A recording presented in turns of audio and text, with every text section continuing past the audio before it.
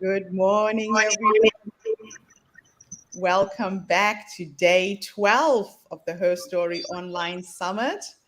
This is Gertrude Macha here in beautiful Melbourne, Australia. And let me welcome our beautiful panel and speaker to the platform this morning, starting at the top. Gail, you want to introduce yourself? Tell everybody where you are and unmute.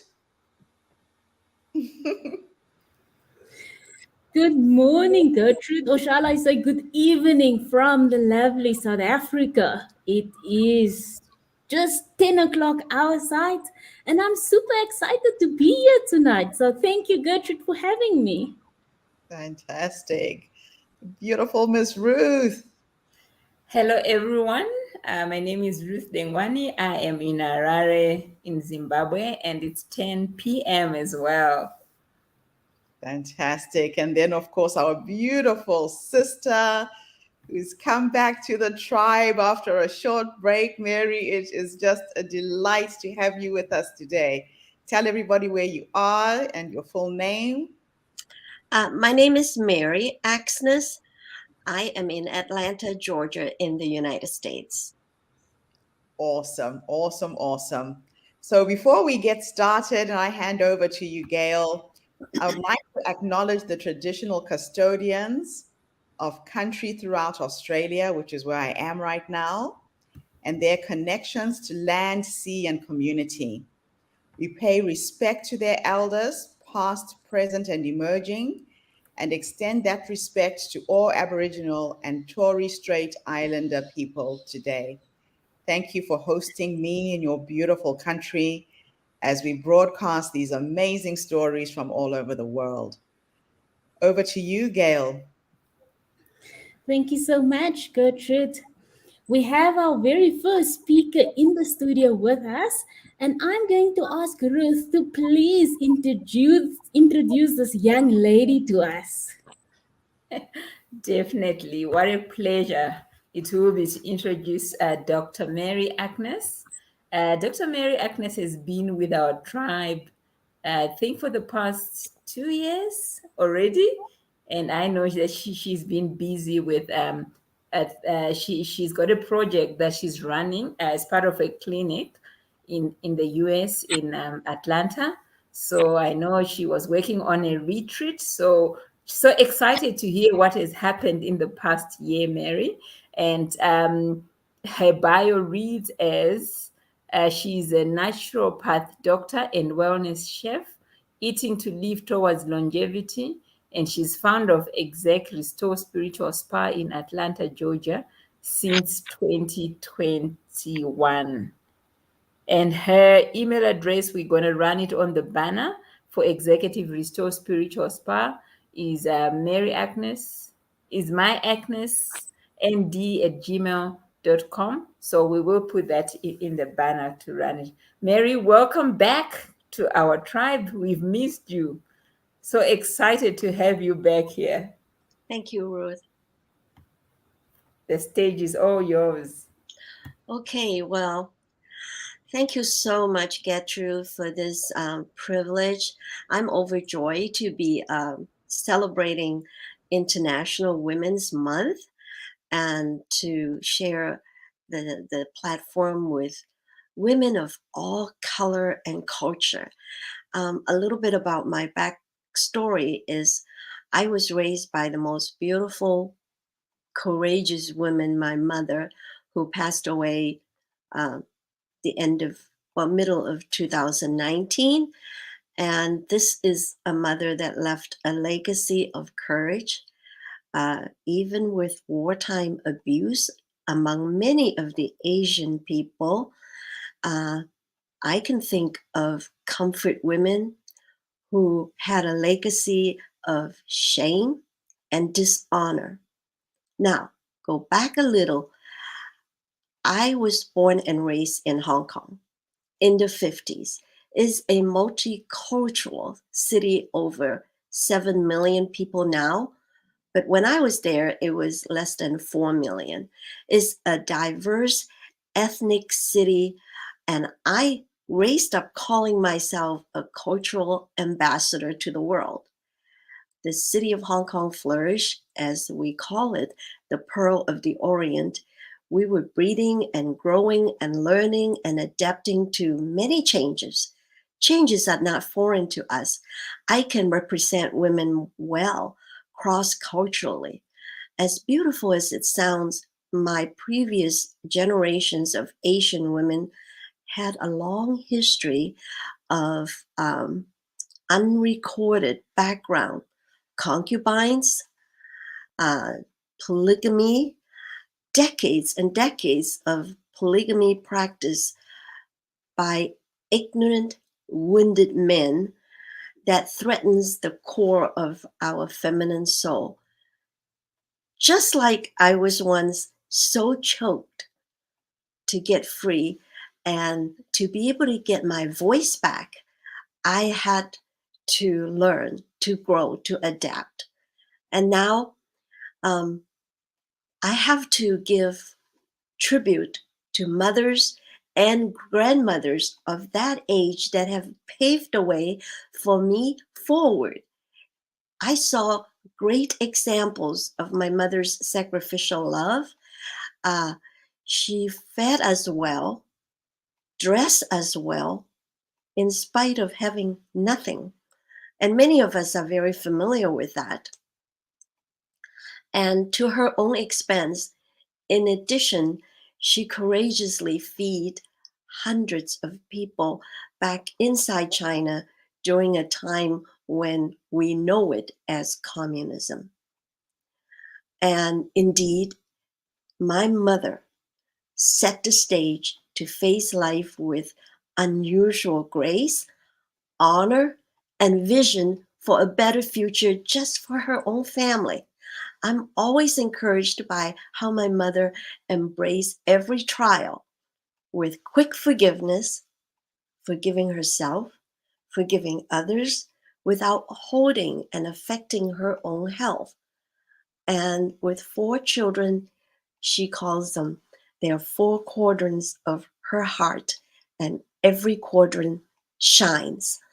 And she also brings such hope-filled smiles to women for her tomorrow and set the stage for me for a growth mindset.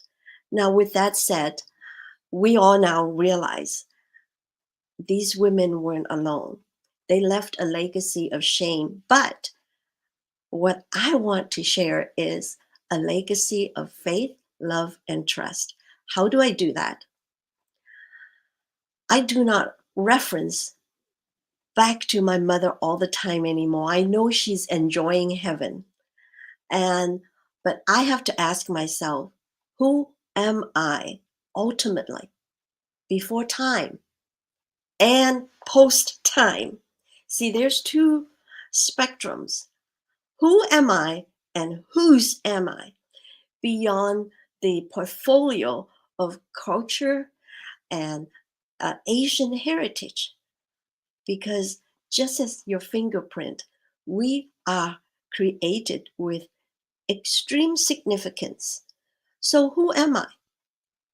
The revelation that I receive, especially post-pandemic, which I call it now, the last year and a half, I realized I am created in the image of God, for love, and for his great pleasure. That sounds very kind of cloudish, but I've always known that I'm endowed with his divine image, not just for good look, but there is something deeper than under the skin. We have great health. We have divine healing. We are given the priceless gift of embracing the Father's love. I'm talking about Heavenly Father, to be forgiven and to forgive ourselves, others, and all the offenses that have been piling up now. Having some self-awareness of where I am now, why am I the way I am, and what is my big yes And in my previous talk, I already had referenced forgiveness. Forgiveness is a big deal. It keeps us stuck. And sometimes unforgiveness actually hurt our physical health. So now, why do we have self-awareness? We all hear that. And sometimes it may not be the best to be so self-focused with self-awareness that we become somebody that we really aren't. Why do I say that? Now I am saying the understanding, the adapting for changes. I'm no longer a cultural ambassador. My new reference and my new joy and newfound place of identity is ambassador of hope. So I hope you put that on there. Why? Because when I realize I am created with a divine image, I have been given unusual grace. The grace is divine influence into my heart to do the things that I normally cannot do. Why did I say that? The recent seasonal changes, job loss, family members dying, dropping like flies for almost 2 years now, includes my mentor, my closest people that I depend on for years and years, they've all passed. So in a way, my foundation had been shaken so severely that I had to not shut down, but to take a break. I call it retreat. And it is crucial for to have healthy, good grieving, because when you really do the grief works, it's like the dark cloud finally leave the valley of darkness. And I have a saying that tears may be for the night, but a shout of joy comes in the morning.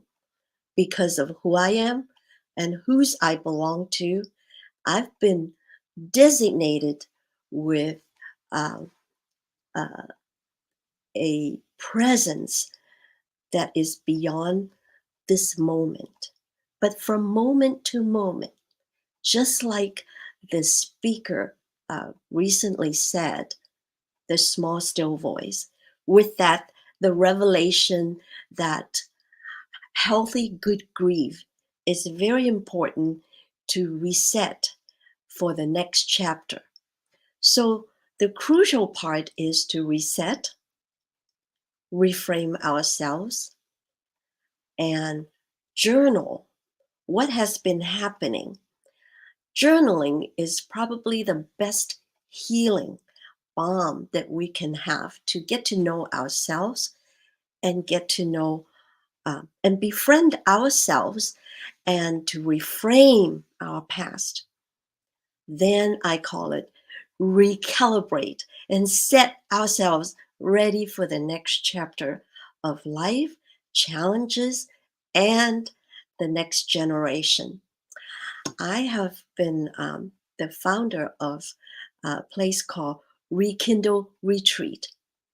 As an ambassador of hope, I want to invite leaders of all arenas to come and experience this 4 days, and some parts are only 2 days, for eating well and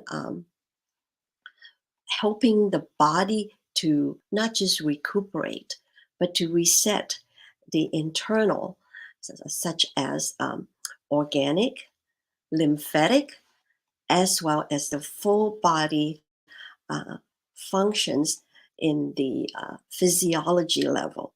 That is a 2-day retreat. And then my husband and I had been hosting locally a marriage retreat. We have been married 43 years. I can't even believe it myself. So the joy of it is that we are the carrier of hope. We are the ambassadors of hope. The next chapter is reset and reframe our generational landscape. We are no longer victims, but we are victors. The revitalization of the whole person at Rekindle, which is my branding, even though it's been stolen a couple of times, but my heart cannot be stolen. And I have a legacy to leave to my grandchildren, and we are really talking about it. Recently, I have my grandchildren with me for a few weeks, and it's been a joy to revitalize the whole person and get ourselves set ready for the next chapter of life. And there's only going to be upgrade. We're not going back all the way to victims mindset. We are going forward and upward because there's always more to the sons and daughters of the Most High God. So, with that said, I hope I'm setting the stage for a workshop in the future so I can delve into it a little deeper and to give more insight with us women had carried so much pain, so much unforgiveness that we don't even realize and we don't know how to articulate it. So, in another word, we can easily get stuck and lose hope. But most importantly, to have hope, to know who we are, whose we are, we can never lose hope. And also, as I was sharing, I practice what I preach to have great health and longevity is not necessary sitting in the hospital or an elderly home. Longevity also means having a quality of life that is now no longer an option to feed ourselves well and to give our mind the rest as well as the restoration that we so needed to recalibrate our generational landscape. I hope I am encouraging all of you, including myself, to go for the gold. And I used to tell Gertrude, if we're going to the moon, we may not get there exactly the way we want, when we want, but it's important to grab all the stars on the way. And that is a process. And so I thank you for giving me this opportunity to share the good news as ambassador of hope. Thank you.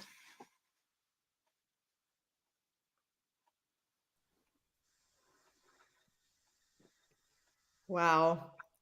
Miss Mary, it is always, always, always an absolute pleasure to have you with us, sharing your wisdom. We have missed you so much. You have no idea. We always talk about you. Thank you for serenading us with your knowledge, your wisdom, your insights about life. Now, Gail, you'll moderate the room so we can pick Miss Mary's brain. My big question is 43 years of marriage. How? How was that possible? Some of us gave up at 27 years. Has it always been a smooth ride? What is it you and your husband have done to hold this beautiful relationship together?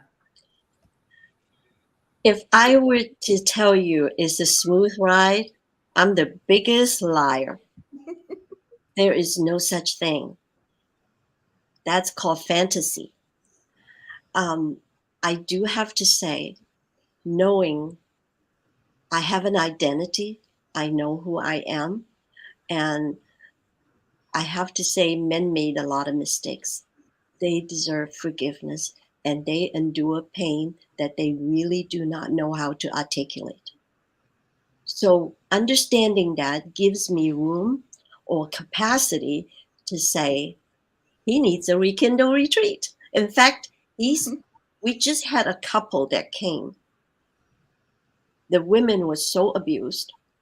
She carried that image with her day and night and flashback, whereas he does not know what to do.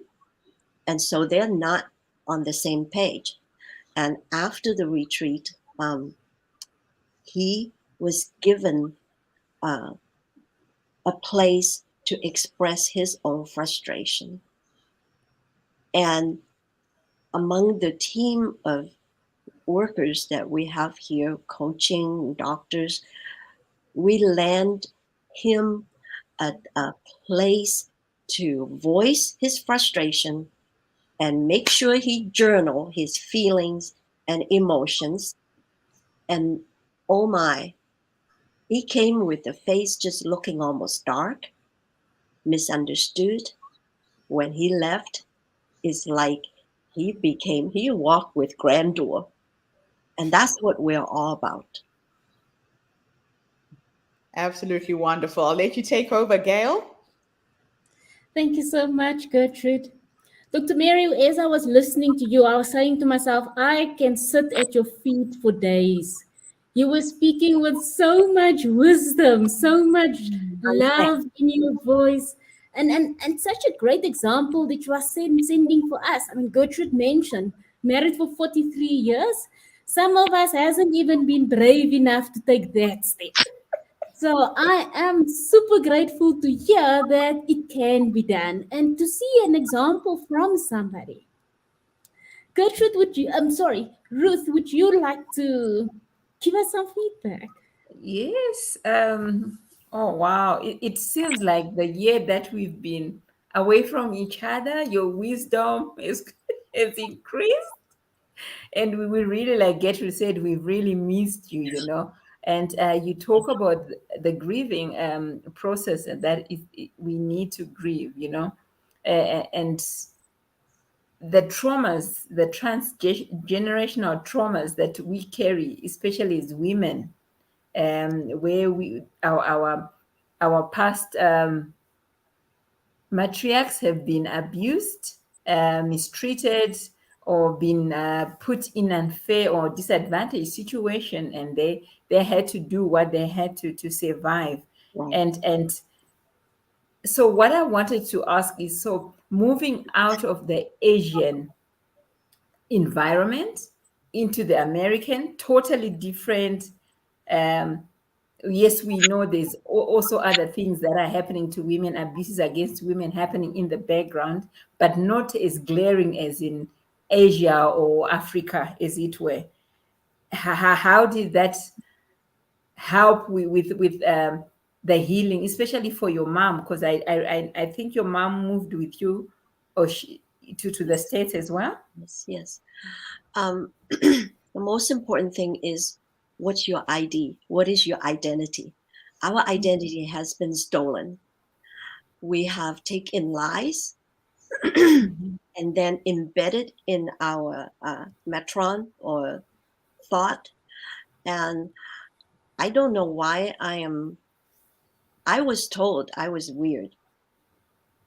My mother said, "What is it about you?" She put candies on different spot around the house and I would never touch it.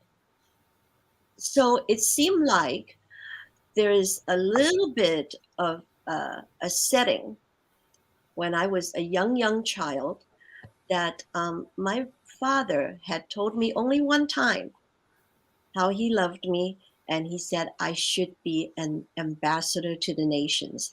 I kept that phrase in front of me all my life, all my life. And then I said, well, who's my hero as a child? You see these dimples?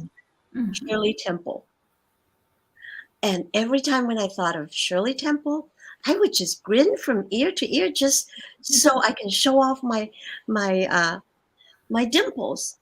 But the fun fact was she ended her life as an ambassador to the nations. So she was one of my earthly influence to say there's always something in front of me that I can go after. I mean, if you look at Andrew, we're kind of peas in the same pots. We're not the quitter. And not only that, now we have grandchildren to look forward to. And how much better? You know, we women do things for the future generations, for our families. We're nesters. Men, on the other hand, sometimes I told my husband, these knuckle sandwiches are very tiny, but it will hurt you really deep. So don't do it. Don't do it. No, get serious. We had separated for a year and a half. That's what I mean, reset. We have to poise ourselves with the dignity of who we really are. We are designed for a quality of life provided unapologetically by men. I'm sorry. First. And then when we rediscover after the nesting, guess what? Here we are. We can still soar. We are eagles. I know that there are moments that I'm down and out and I need to be very quiet. That's when I say reset to reframe. And once I reframe here and in my heart, then it's time to recalibrate. And the recalibrating is, where's my hope? Because there are many voices, and they are not voices that needs to be broadcasting back to ourselves. So guess what? One of my little secret is I go on the phone. I used to do a recording cassette, read the word of God, read what my dad told me. Only once. At age 6 or 7, he went insane and beat us up continuously until I say, I have to leave this mess. It doesn't belong to me. So there are things, false responsibility, that are not ours. So I hope I kind of imparted a lot of more detail than I care for. I would love to do workshops if that opportunity present itself. Fantastic. Awesome. We will definitely have you run a workshop, Miss Mary. Now, Gail, I can see there's a lot of comments coming in on Facebook. Do you want to read them one by one and show them? If you go on the comment section and you can click on it, it will show up on screen at the bottom of the screen.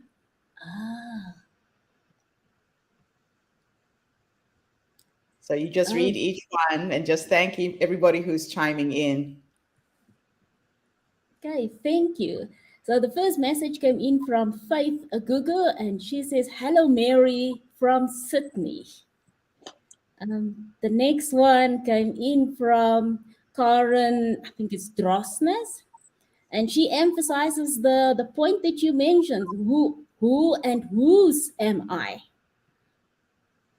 The next message came in from Nisha Parkinson. She says, "Thanks for sharing your epigenetic and transgenerational family tree." How sweet! She's also saying, "Great presentation." Thank you. The next one came in from Belinda Crawford. She's saying, "Sending love and greetings right here from South Africa." Go back to, I love this quote of Mary's. Grab all the stars. Oh, that's just so profound. We have to encourage ourselves, you know? Yeah. That is Well, so thank you, true. Belinda. Thank you. And Keshni is saying again, very good statement of awesomeness.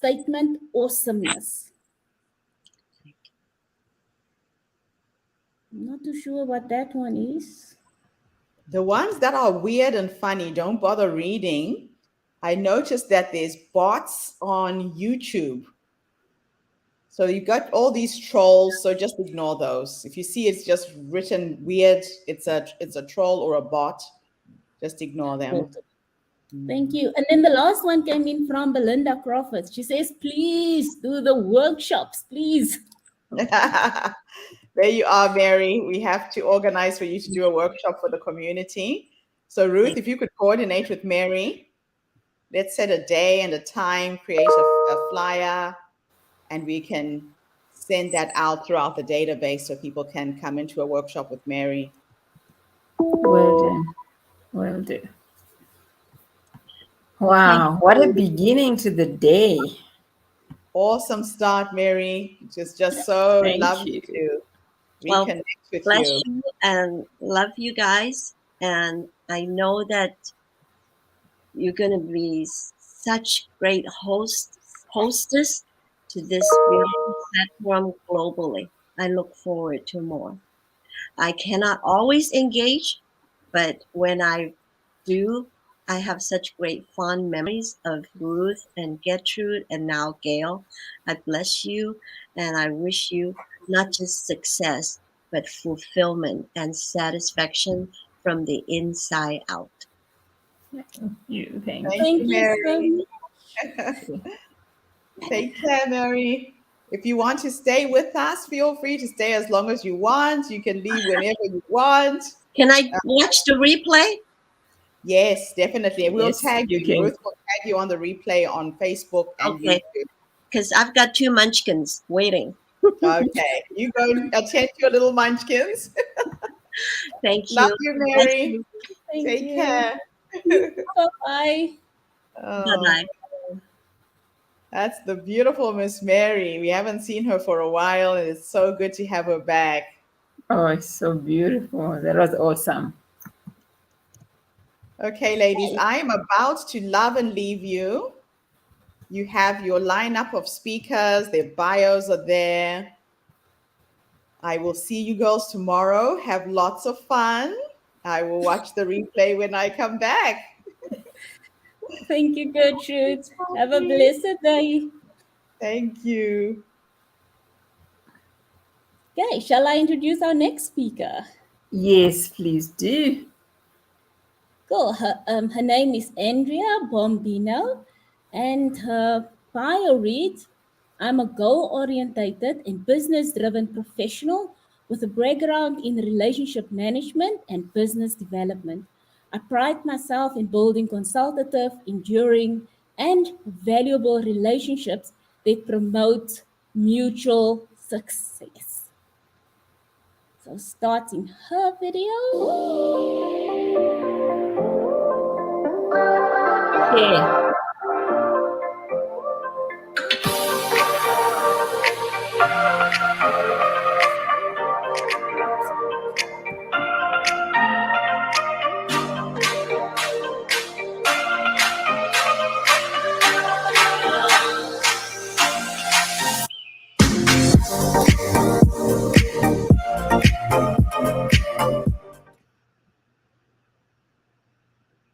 Voting.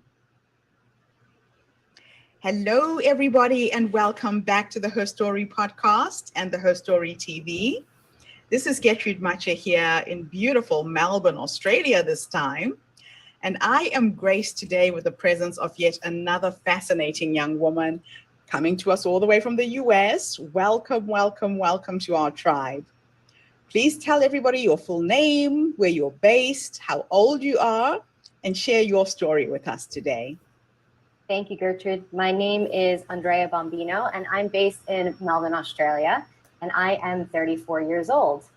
My story begins when I was 2 years old, and my father died unexpectedly, leaving my mother essentially a single mother of two very young children. Growing up, I was the first child to immigrant parents. My mother came to the U.S. From Colombia, and my father from Cuba, and I absolutely grew up as a first generation American, feeling that I really needed to prove myself and to build something for myself to make my family proud. I really struggled to realize how different I was when I went away to university, having grown up as in a very heavily Hispanic and multicultural area 5 minutes outside of New York City. When I went to uni, all of a sudden I was confronted with an environment that was very blonde, blue-eyed, and all the other kids' parents dropped them off for uni in Mercedes and BMWs, and I felt automatically that I really just did not fit in. And it was the first time in my life that I really felt a bit like an outsider. But when I had been growing up, from being a very young girl, my mother had always told me that I was smart and that I was hardworking, and that if I put my best foot forward, I would be able to be successful. And so when I felt that things were not really working out at uni, I just put my head down and decided to study sociology, the study of people. I figured, how could I possibly go wrong? And by the time I graduated with honors, I felt that I had found something that I was really passionate about, and that was relationships and people and understanding how people work. And I went on to work at a recruitment agency where I spent 7 years servicing financial institutions on Wall Street. And I worked incredibly hard. I worked 60 to 70-hour work weeks. I didn't sleep very much. I just tried to achieve and achieve and achieve. And I realized one day when I woke up 7 years later that I didn't really know who I was. I didn't really know what I valued. I'd been told that I was successful, but I didn't feel successful. I felt like an imposter. And it wasn't until shortly after I decided I needed to make a big change. And all of a sudden, I met my now husband, who is an Australian, at a dive bar in the West Village. And we just started talking about our backgrounds and our futures and where we wanted to be and the sort of people we wanted to be in, the lives we wanted to have. And I realized that we were very aligned. And down the line, to cut a very long story short, I ended up moving to Australia after visiting him, and we got married, and we thought that we'd always wanted to have kids. And well, I thought that I always wanted to have kids. I think now I know that it was just an expectation that I felt from others. And even though we had made that conscious decision, when I got pregnant, I was devastated because 2 days before I had just gotten a promotion at work. And by then I was working at LinkedIn, a massive American tech company in Australia. And I just thought, wait a second, I know I wanted to be a mother, but I also really want to be a career woman. And I don't know how those two things can happen. I hadn't grown up really seeing very many women that were career women and also mothers. My own mother worked part-time, and she made sure that we had a hot breakfast every morning before school, and she packed our lunches, and she picked us up, and she helped us with our homework, and she never missed a sporting event, and she made a dinner from scratch every night. And I just thought, how could I possibly do that and also have a career? And it took me some time to kind of get to the headspace where I was starting to understand how I could make space for both. And one of my favorite sayings now is, pregnancy is the shortest ramp-up time for a career change that lasts a lifetime. And so all of a sudden, by the time I started feeling comfortable with this idea of being a mother, my daughter was born, and it was just all kind of upside down all over again. I was entirely resentful of my husband off the bat because I felt like even though he was like the most perfect doting husband and father, his life really hadn't changed. I know it did, and we've talked about it, and it definitely did. But for me, I felt like I had changed physically, mentally, emotionally. Gone was the woman from New York City and Wall Street who literally did not cry for 5 years straight after being told off by multiple clients after the GFC. And now all of a sudden, if I saw a puppy on a commercial, it would bring tears to my eyes. So I was very confused by all of these feelings. And a few months after my daughter was born, I just started getting very angry with society because I felt that I'd been told a lie. I'd been fed this lie that you could, do it all and be it all. And I still didn't understand how that was going to work. And I was trying to do some research and try to figure out like what this identity shift was and how to handle it and how to be less resentful and less angry about it and how to embrace it. And I came across a professor at Columbia University in New York City who talked about the concept of matrescence, which is the becoming of a mother. And it's actually a term that was coined by the same woman, Dana Raphael, in the 70s, who coined the term doula. And yet it's been forgotten by society. And the whole concept is very similar to adolescence. So just like when you're going through adolescence, you have physical changes and mental changes and your relationships change. It's the same thing when you become a mother. The only difference is that when we see a teenager, we think, oh, let's treat them with such compassion. It's a really tough time for them. We don't think the same thing about a mother. When you're 12, I'm knocking on the door of 13, nobody says to you, hey, tomorrow you turn 13, here's the key to the car, and here's a mortgage. But that's kind of the way that we treat mothers in Western society. And we just expect them to know everything and to be confident and to get on with life. And so the more and more I studied this, the more I realized this was the message that women needed to hear. Women needed to know that motherhood is not the same for everyone, but the one thing that we do share is this transition period, this transformation, this becoming of mother.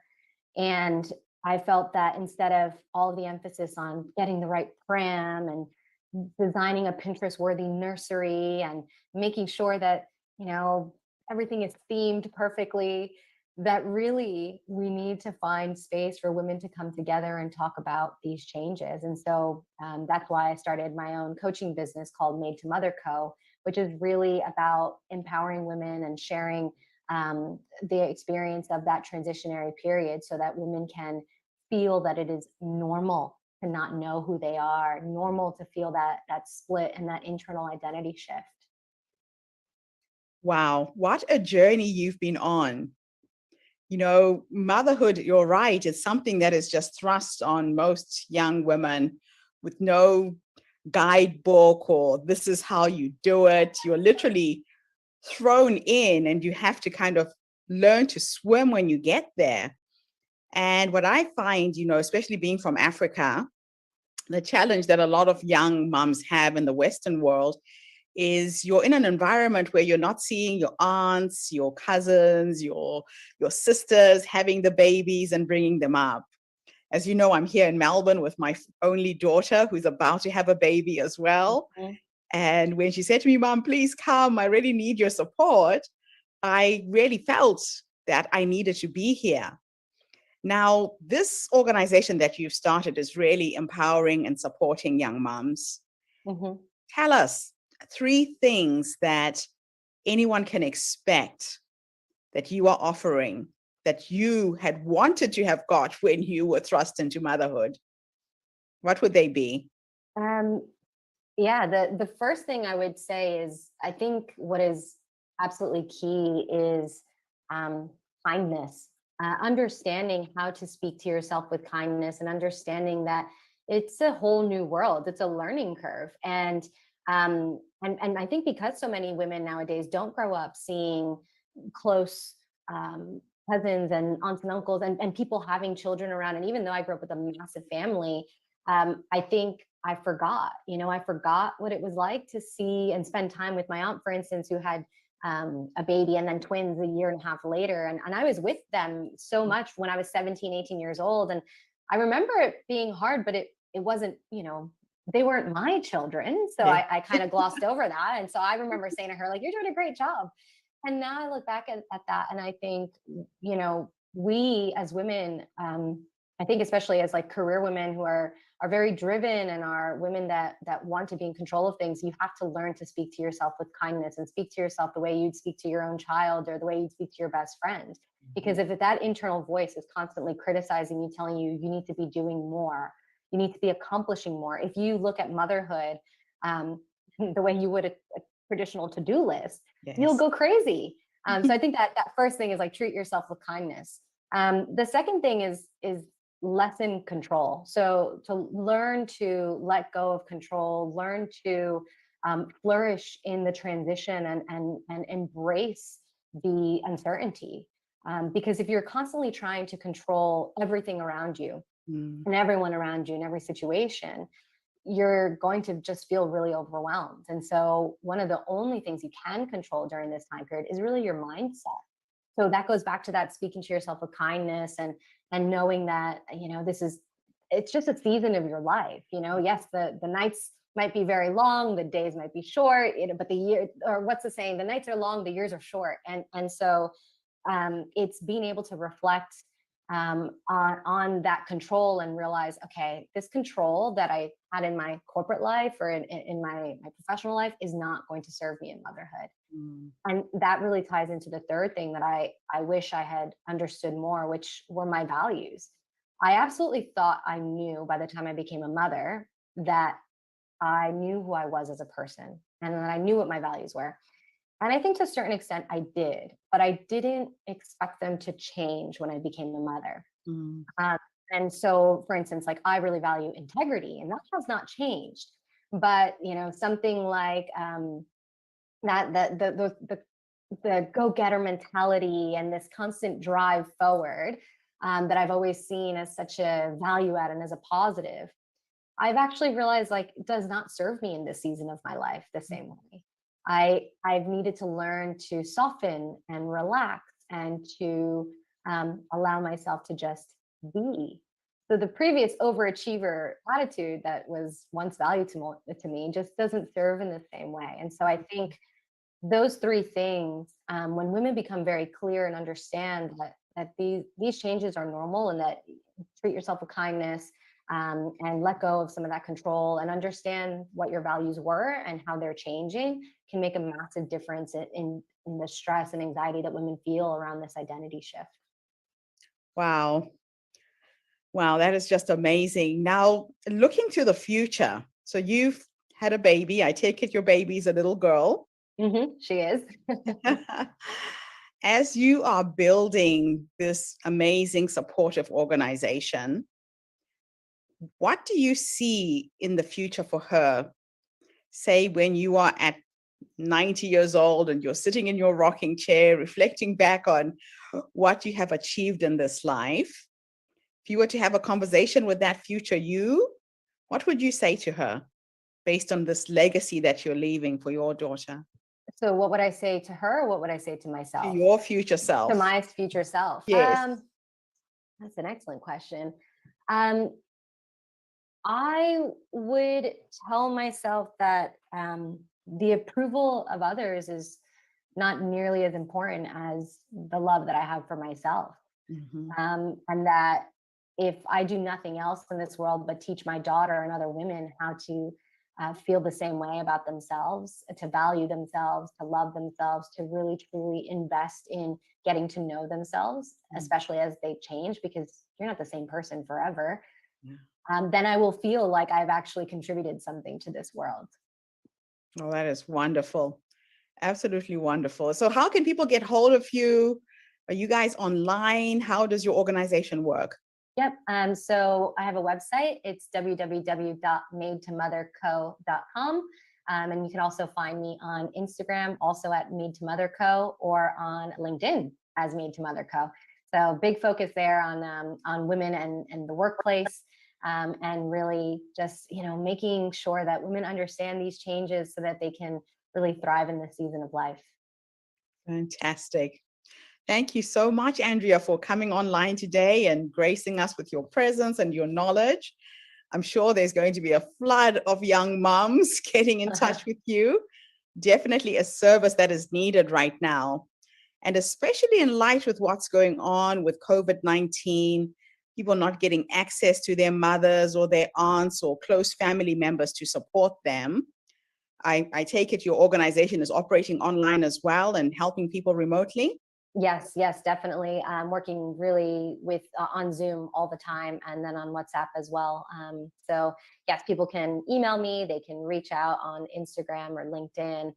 We can set up a Zoom call. I'm totally open to it. I totally understand as well, not having your mother around, and I'm so glad that you get to be there for your daughter. I'm still waiting for Australia to open the borders so that my own mother can come and meet her granddaughter. But yeah, it's a very rewarding type of relationship to establish online with women. So I would welcome any of that conversation. Thank you for having me. Absolute pleasure. And thank you to everybody who tuned in. Please come back again tomorrow when I interview yet another amazing young woman. Have a fantastic day wherever you are in the world. And if you would like to watch the replay, go onto the herstorycircle.com website. Thank you, Andrea. Bye-bye, everyone. See you tomorrow.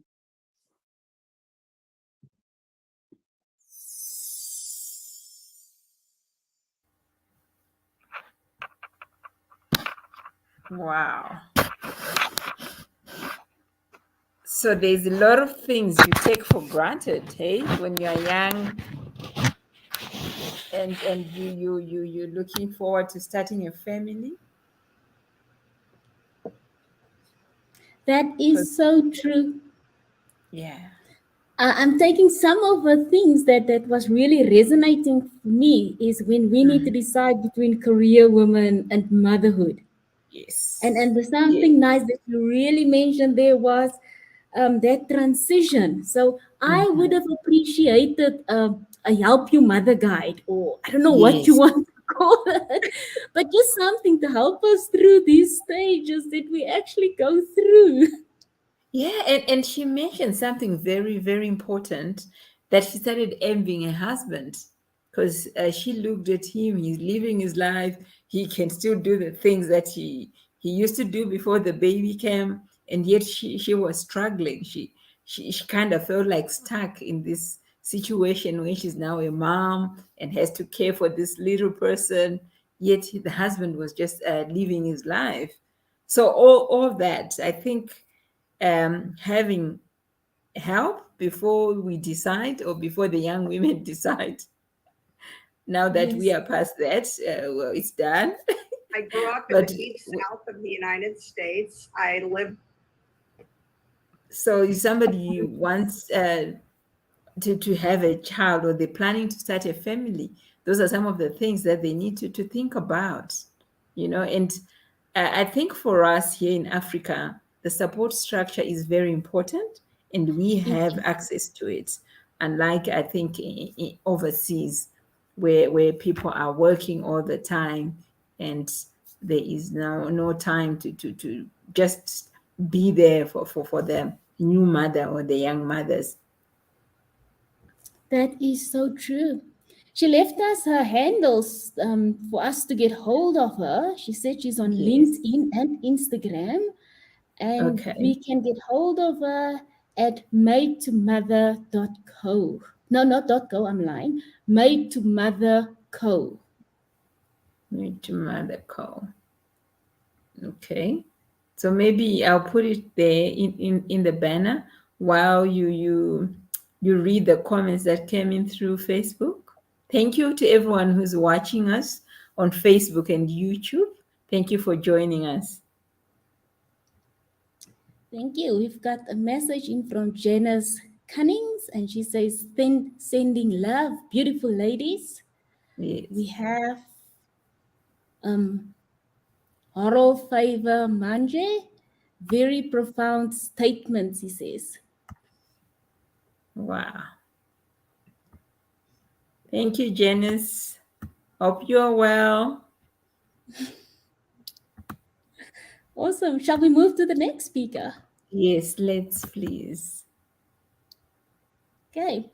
Her name is Paige Arnoffen, and she is the founder and CEO of Marvins and Moguls, a global marketing strategy consulting firm whose clients range from early startup to Fortune 500 companies, including Colgate, Virgin Active, Microsoft, and the New York Times Company. She is the formerly she was formerly VP Marketing at Zipcar and VP Marketing at Inc.com. Prior to that, she held the title of SVP Marketing at Launch Media, and an internet startup that was later sold to Yahoo. Let me line her video up for us. In New Orleans, Louisiana as a child. Share your screen. Hello, everybody, and welcome back to the Herstory TV and the Herstory podcast. This is Gertrude Butcher here in beautiful Wellington, New Zealand. And today I am graced with the presence of yet another fascinating lady coming to us all the way from the US. Welcome to our tribe. Please tell everybody your full name, where you're based, how old you are, and share your story with us today. Thank you so much, Gertrude.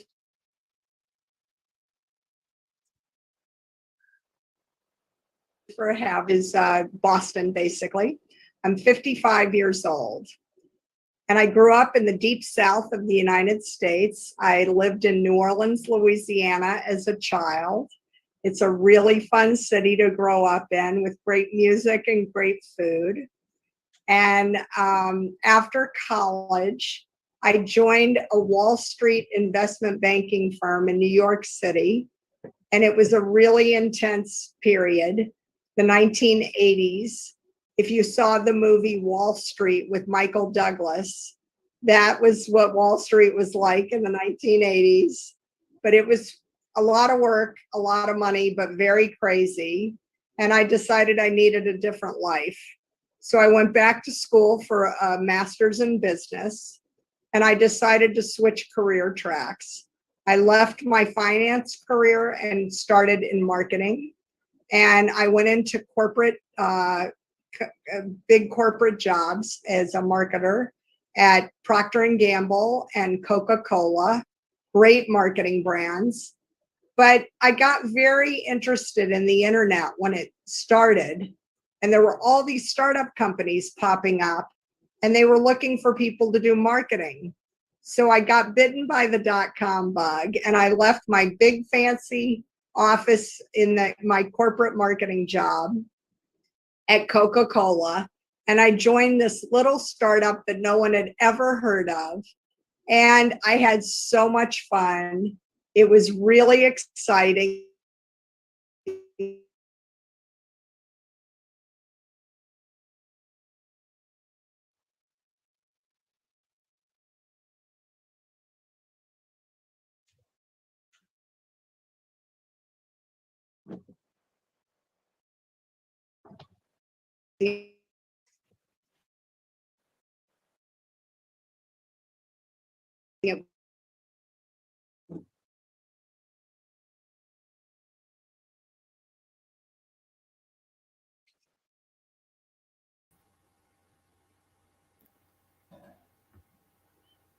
Looks like we have a technical glitch, Gail.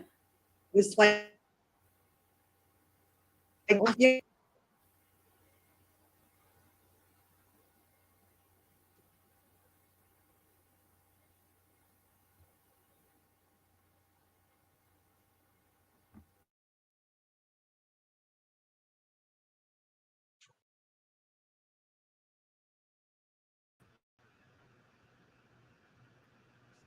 Hey, you dropped off there.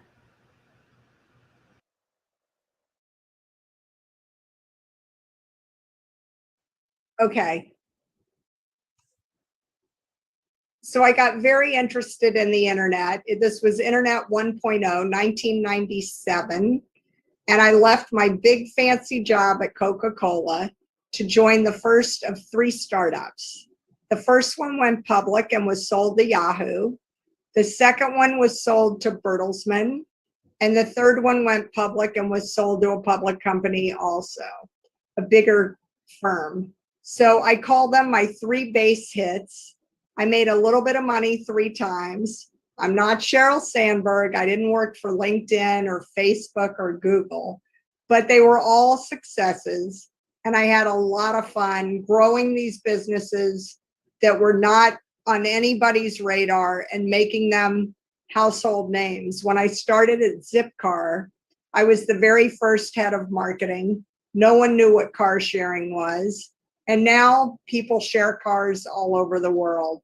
So it was very fulfilling and exciting to help these companies go from invisible to public companies. And now, you know, one of them is already over $1 billion company, and I helped from the ground floor. So that was great. But 9/11 happened, and the first thing that everybody cut from their budgets, unfortunately, was marketing. So all the marketing jobs disappeared after 9/11 while the world was rebuilding. And you know, I had been a successful marketer in corporate. I had been a successful marketer with startups, and all the companies I helped build were supported by, they were being backed by venture capitalists, private equity. So people started coming to me saying, hi, we need help. After 9/11, we had to get rid of our marketing department. What can you do to help me? So I had people who needed help, and I knew people that needed jobs because everybody got fired after 9/11, and I put them together. So I called the women the marketing mavens and the guys the marketing moguls. And we just started helping companies do marketing. And that's how I started my company 19 years ago. But I always tell people I'm like the accidental entrepreneur. I was not looking to start a company. I was just helping people after the 9/11 crisis. And here we are 19 years later, almost 20 years later, and we're still going strong. So it's really interesting to me. I never wrote a business plan, but I had a very clear vision that I could help companies be successful. And I knew really great people to help do marketing all over the world. When you work for companies like Procter and Gamble and Coca-Cola, you know, your network is global. So I had people all over the world that I could pull in, and we could form teams and help clients with their marketing. And it's just been a wild ride, but I've loved every minute of it. So it's really interesting now looking back that I had my corporate part of my career, my kind of entrepreneurial startup career, and then I started my own business. So I look at kind of each chapter of my life. They were all really fun and interesting, but the entrepreneurial piece now is probably my favorite.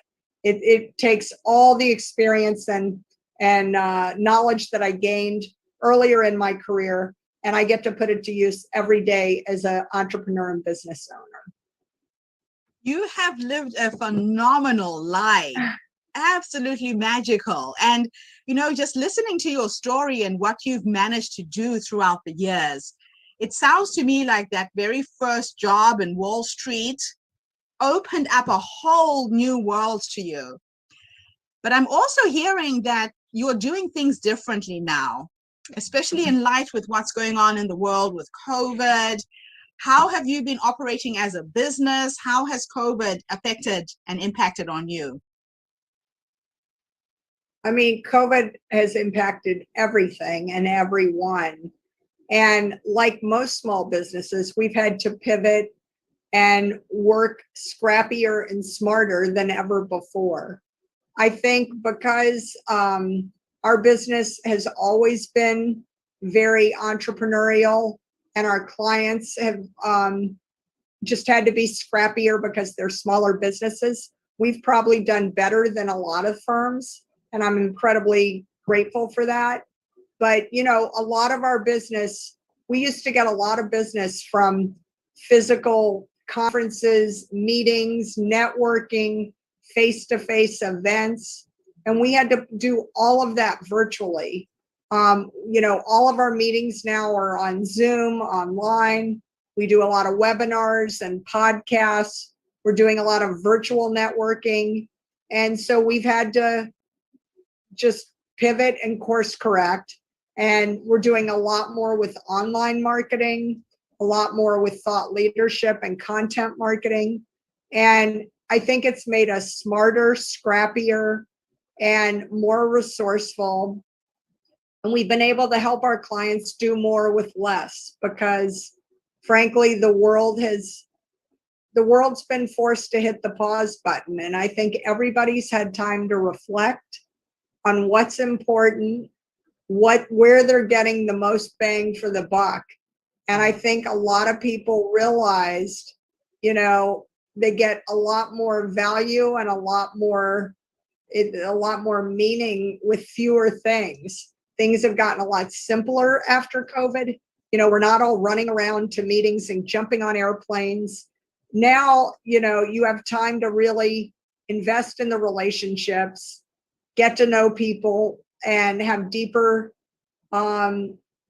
conversations. And I think a lot of us will not go back to, you know, getting on an airplane for a 2-hour meeting when you can do a Zoom call and have a great conversation with someone. So I think there have probably been more silver linings and more blessings out of COVID. Some countries have obviously done a lot better where you are in New Zealand, you're the gold standard. Nobody did it better than your country. Our country has a kind of a mixed results, but we're trying to do better. But I think the world's going to be better because of this. We've all had to kind of think more globally and understand that humanity, we need compassion to heal. Everybody needs to take responsibility to help the broader good so that we can all get through this together. It's an interesting time. So if I was to take you back to the younger you, let's say the young woman who was starting her business, going into the whole entrepreneurial world, and if you could have a conversation with the younger you and give her some nuggets of wisdom, some advice based on what life has taught you up to this point, what would you say to her? So, I started this business in my early to mid 30s. And I think I was impatient. I think, I was in such a rush. I wanted to be the first, the best.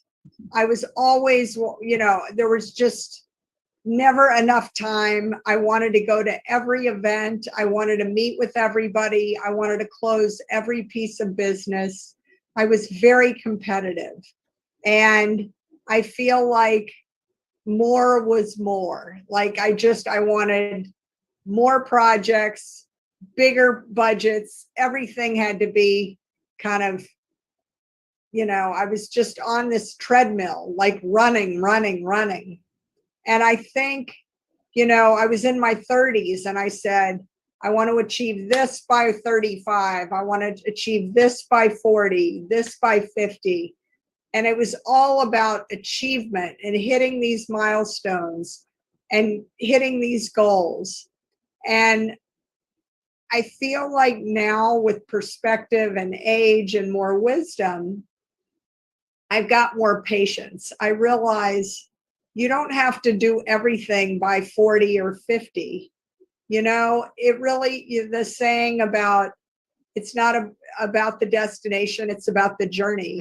And I feel like I'm now able to take a step back and appreciate every step on the journey and learn in deeper ways. I'm not in such a rush anymore to close the deal, to get the award, to win the prize. I feel like now I'm enjoying the moment, the little events every day, to find joy and happiness at each stage and not wait for the final award or the final achievement. That there's joy and learning at every step along the process. Mm-hmm. And it's really, for me, I get a lot more pleasure doing things that make everybody successful along the way. It's not really about me anymore. I get a lot more joy and pleasure helping other people achieve their goals, because I feel like I will only live on in the achievements I help others get. It's not really, what I do for me will die with me. Yeah. What I do to help others will live on forever. And so I want little pieces of me to be in a lot of things so that I can basically live on forever. And I think that will end up being my legacy, not because I made some list of the top women in this or the 50 most powerful that, or the most successful, blah, blah, blah. That's not really important anymore. Yeah. And I think when I was young, I wanted to be on every list for every achievement, to win all the awards. And I've got a lot of awards around my office, but the awards don't really mean anything if it's just me. And I think, to have people say to me, you taught my team, like, it's kind of the saying about teaching someone to fish versus fishing for them. Yes. When you teach others to fish, it's like now they know, and you've given them this gift, this lesson. A little piece of you stays on in them, and that makes me much happier, more fulfilling, more gratifying to know that I'm living on in other people now. Oh, I love that. What a beautiful way to end our interview. It is a legacy that you're leaving. And what I love most is that you are a living legacy. You know, a lot of I love people that. wait until they have made a chunk of change, and when they die, they bequeath a certain amount of money to a cause. But you're living and seeing it actually happening real time. So thank you for your work. That's my goal. I love it. I Well, love thank it. you. I love I it. mean, that's my goal, and I love that concept of living your legacy. I think that's really powerful because, you know, as my mother used to say, don't come to my grave. Like, let's do things in this life together. Yes. Don't come visit me and bring me flowers when I'm gone. What's the You point? want to Exactly. spend time with me now. And I love that like we live in the present, and what's important is the here and now, and how you can impact people's lives today and help them live better tomorrow. That's what really matters. Oh, I love it. I love it. It's always a pleasure reconnecting with you, Paige. You're one of those women in the world that I know we are on par. Thank you so much for this interview, and thank you to everybody who's tuned in today.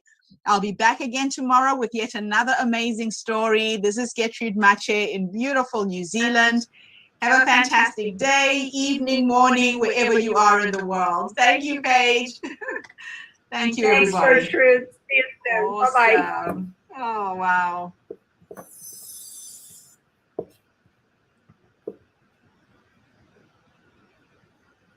I'm taking a nugget from Dr. Mary when she was speaking earlier. We got to embrace trials.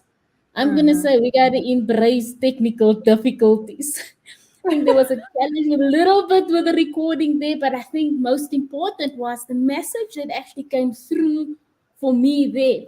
And as she was very brave enough to transition in careers, and something that really resonates with me is the fact that she says it's about the journey. It's not about the destination. So it's about what are you learning as you grow along.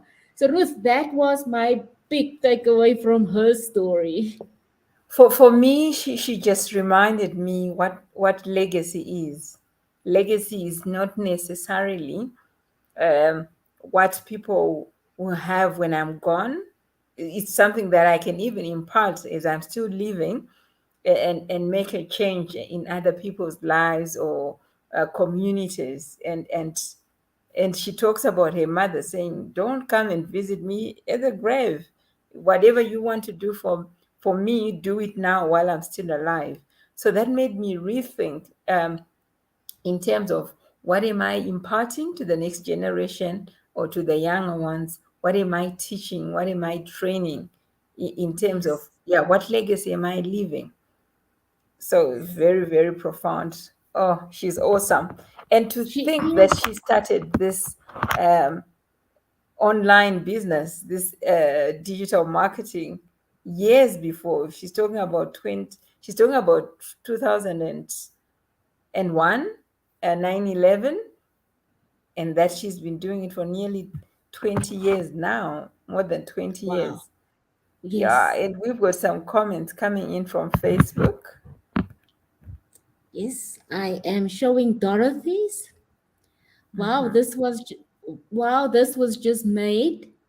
Sorry. Wow, this I'm a mess. This has Wow, just this made, has just made me realize how many opportunities I've let go by. But there's always, so even if it is yes, gone, maybe there's a new opportunity coming. I've always. just seen where I need to monetize my talent. Yes. So today can be your beginning, Dorothy. So start If today. You now know what to do. of yes. And then Petronella is saying, such a pleasure to listen to. Hi, Petronella. Welcome and thank you for joining us, Dorothy, Petronella, Horel, and all the others that are watching us from the different platforms. I love this. It's such a great evening for us and morning for Australia and New Zealand.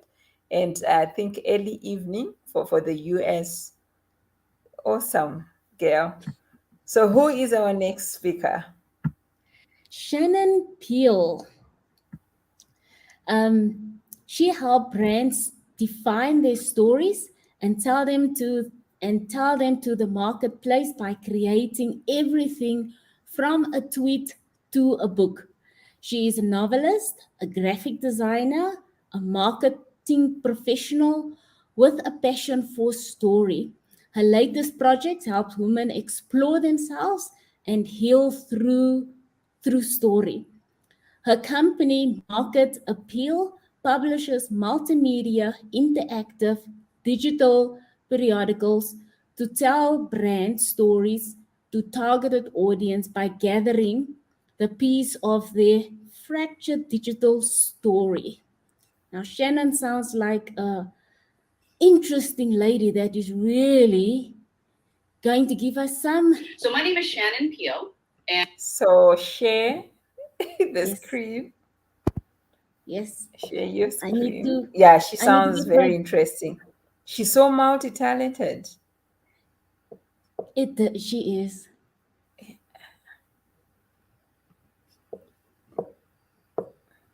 I just need to get my dance right here. Okay.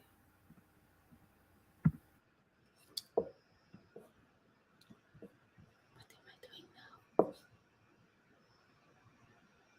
Apologies.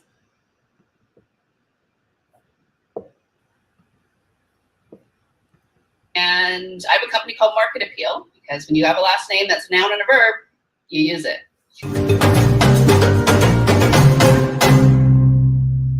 Hello, everybody, and welcome back to the Herstory TV and the Herstory podcast. This is Gertrude Matcha here in beautiful Wellington, New Zealand. And I am graced with the presence of yet another fascinating lady coming to us all the way from Canada this time. Welcome, welcome, welcome to our tribe. Tell everybody your full name, where you're based, how old you are, and share your story with us today. Sure. Thank you so much for having me here. First of all, I'm so blessed just to meet you and be a part of this. So my name is Shannon Peel, and I have a company called Market Appeal because when you have a last name that's a noun and a verb, you use it. I live in downtown Vancouver, BC, Canada. Beautiful place, absolutely gorgeous. I'm extremely blessed. And as of tomorrow, I will be 48 years old. So, yes, it's been a journey. So, as I was telling you before, I really had to lose everything I was scared to lose in order to find myself. It took a long time for me to hit bottom and to get into that mud pit of life where I was, spending the day at home, and all of a sudden this calmness would come over me and all the pain I was feeling inside, all that emotional stuff would just disappear.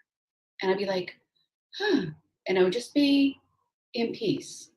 And then all of a sudden my brain would show me how to kill myself.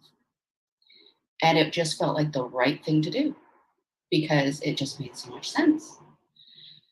Now, thankfully, I'm a Taurus, born in the year of the ox, and that stubborn tenacity got me through that and got me past those places, as well as my belief in God.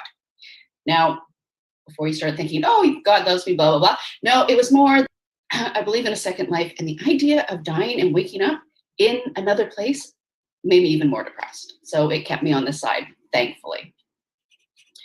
How did I get from confident, fearless, successful woman that I was to this woman who was a broken image of herself? That's my story. And it starts with a bad decision. And that bad decision was I tried to buy a business. And it was at the time, when that book, The Secret, came out. And I had this great relationship with God. And I thought, oh, everything was aligning. Like this business was mine. It was, yeah. And the bank guy at the bank said, oh, yeah, you shouldn't have a problem. This all looks good. Da, da. And I took that as a cue that everything was going to be work out, because all I had to do now was commit, do what the secret said and commit to this. And I did. And then the bank came back and said, no, we're not going to give you the money. And I didn't have time to figure out a new solution. And I lost $20,000, which, you know, happens. However, my husband at the time took this as an opportunity. And that was my first loss, because I lost my confidence, and he took control of all the finances. I basically came home, gave him my paycheck, and that was it. So that was the beginning of the loss of my power, the loss of my voice. I lost choices. He moved us to Vancouver. I lost my value in the marriage. I lost my value. And then it just went downhill from there. There's a lot of things that happened in between. But one day I finally got this job and everything was going good. And he used his keyword, divorce, to try and get me in line. And this time I said, fine. Yep, I'm not arguing. I'm not changing. Let's go for it.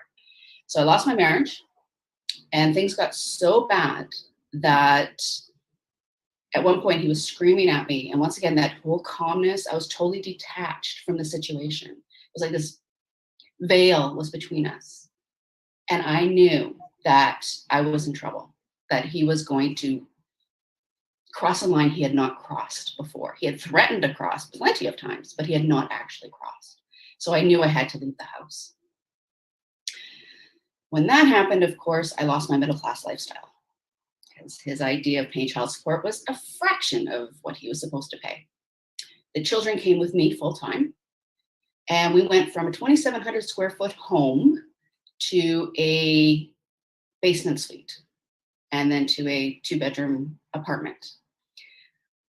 I didn't have any money, so I lost my financial security.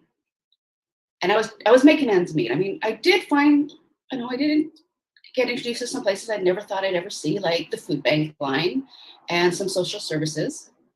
And when I met with, like, I live in Canada, so we have a lot of government resources for us, and which is great. And I would go and I would talk to the justice people at Family Justice, and they had lawyers and stuff. And every single one said I was presenting as an abused woman. And I didn't believe them. I was like, what are you talking about? I'm not abused. And then they would say, okay, so you're going to fight for child support. I'm like, oh, no, we can't do that. No, we can't upset him. He said he'd pay this much. That's okay. And they're like, yeah, you need to go and deal with that before we can move forward with with fighting for you. So I was just making ends meet. And then I lost my job. That was fun. Single mom, lost my job. And then,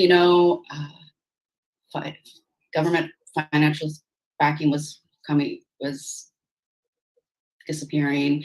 My government caseworker couldn't understand why I couldn't get a job, because I was going through these month-long interview processes where you start with the phone interview, and the next thing you know, you're on the 10th interview. And I was always coming up second or third. And she was like, I don't understand it. So all of a sudden, all that, I felt unemployable.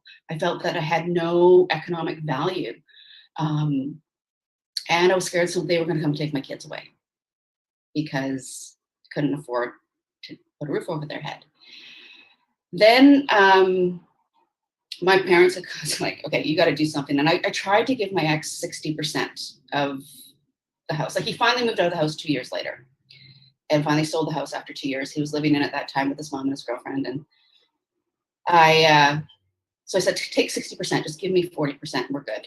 But he was, nope, that's not enough. I want 70% and 50-50 with the kids so that I don't have to pay child support.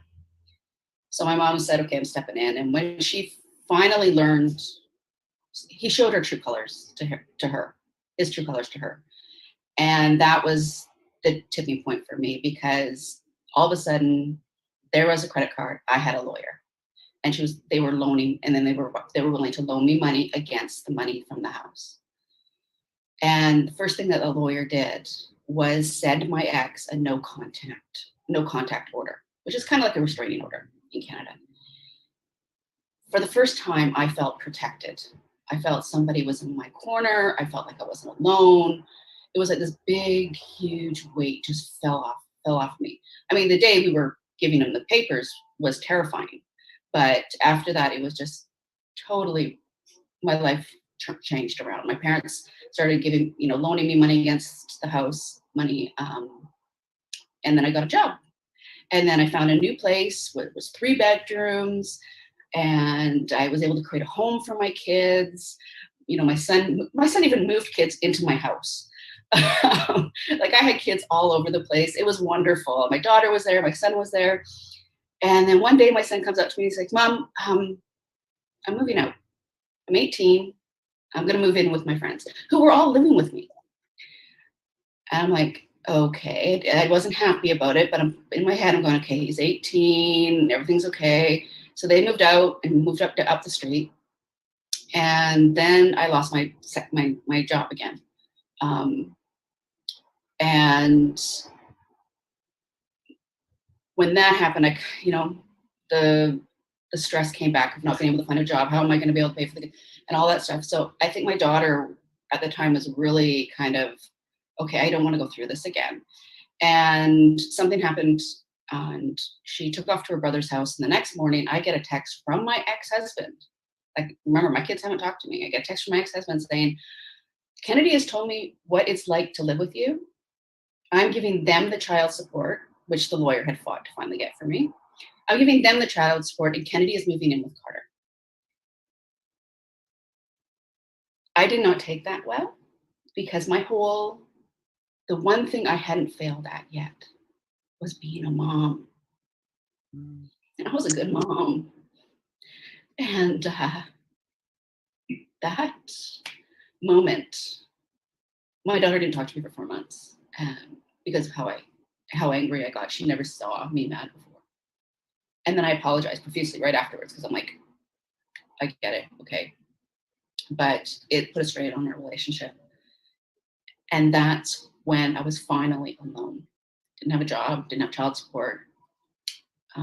Thankfully, I still had the money from the house. And the government had applied to get into this program for self-employment.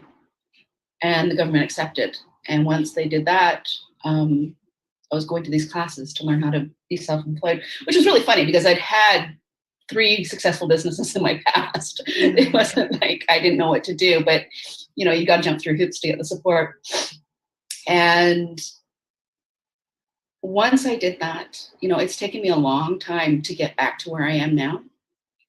I've run the gamut of issues, but COVID was a blessing for me because COVID here, like we shut down and I was isolated in my 400 square foot apartment in downtown Vancouver by myself. And I had to really take a look at my business, where it was, where I wanted it to go, and my life.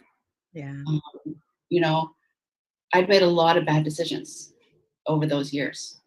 And I had to start really looking at the story I was telling myself and look at the story that I needed to tell. And one of the things I had done during that turbulent time of leaving the house and finally getting support was I wrote a novel.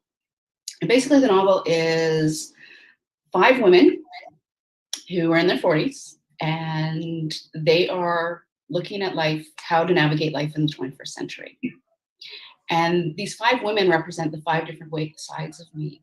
There's the stay-at-home mom who was the perfect mom and the perfect wife and had the perfect life and thought that she just knew what was going on. And yeah, that was me at one point. There was the sister who was the divorce lawyer who was bitter, and just dating. Like it talks about dating and stuff like that too, but she's just bitter.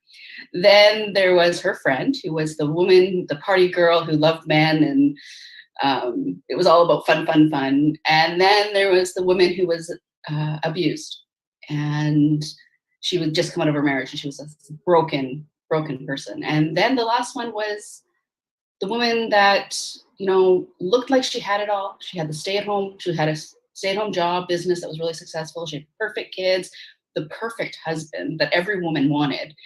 And yet she was depressed because she couldn't understand why. It just didn't feel like there was something missing in her life. So it really looks at life from these women's point of view. And now what I'm doing is I'm taking that, because each chapter is really a blog post written by one of the women. And I'm breaking it apart and creating a series to help women figure out their story and heal through story.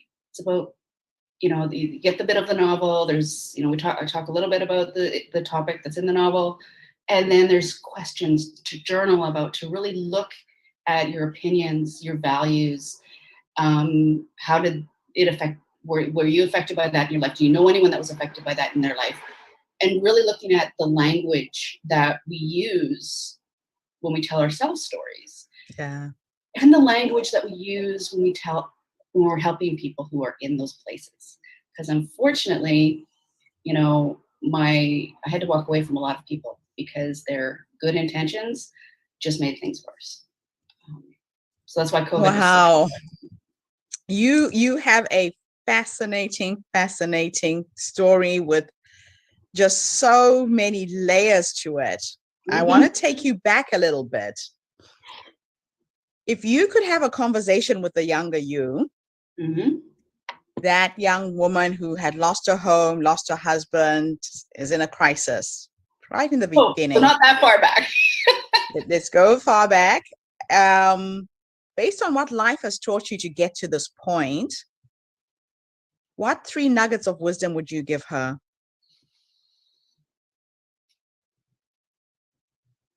You matter. You matter. Your parents do love you no matter what. And it's okay to fail. It's not the end of the world. And now you are using and harnessing all of this pain, all of this strength to help other women who are going through something similar. And that's really quite fascinating for me. If you were to go into your future at the age of 100 and you're sitting in your rocking chair surrounded by your grandchildren, and you could have a conversation with the future you based on how you're living your life, what would you say to her? You're living your life for you, not for your parents, not for your husband, not for your kids, not for the people in the world that say you should have 2.45 kids and live in the suburbs. And you've lived a life that you were supposed to live. You've lived the best life that you can live.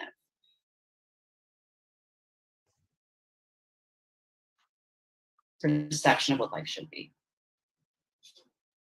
That's awesome. And now through this book that you've written, it's interesting that it represents all of the facets of who you are. And you've really managed to break it down and touch on all of those parts of yourself. How can people get access to this? Are you coaching? Are you mentoring? What are you doing with this material? Well, it is on my website, marketappeal.agency, not .com. That's a thing. I got to buy that, I know. But it's marketappeal.agency. And if you go into the store, there's the books. And you can download the first book and read it. There is a membership piece. If you want to become a Story Appeal member, then you get the whole journaling and all the pieces that help you, plus challenges and access to forums and stuff like that, just about how to tell your story, how to tell your story in a compelling way that will enable you to get help, and how to have a voice. That's one of the major things that I learned, because I allowed people to say hurtful things to me. I allowed knee-jerk reactions to affect my self-value because I didn't have the voice and the words to say, look, that actually hurts me when you say that.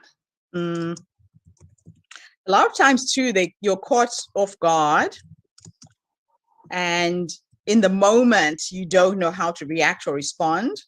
Mm-hmm. And then you don't know how to go back to it to address it. So what would you recommend somebody do in a situation like that? Well, when you know your story, and a lot of times that these people, when they say stuff to you, these are people that are close to you that don't say it once. They say things over and over and over again.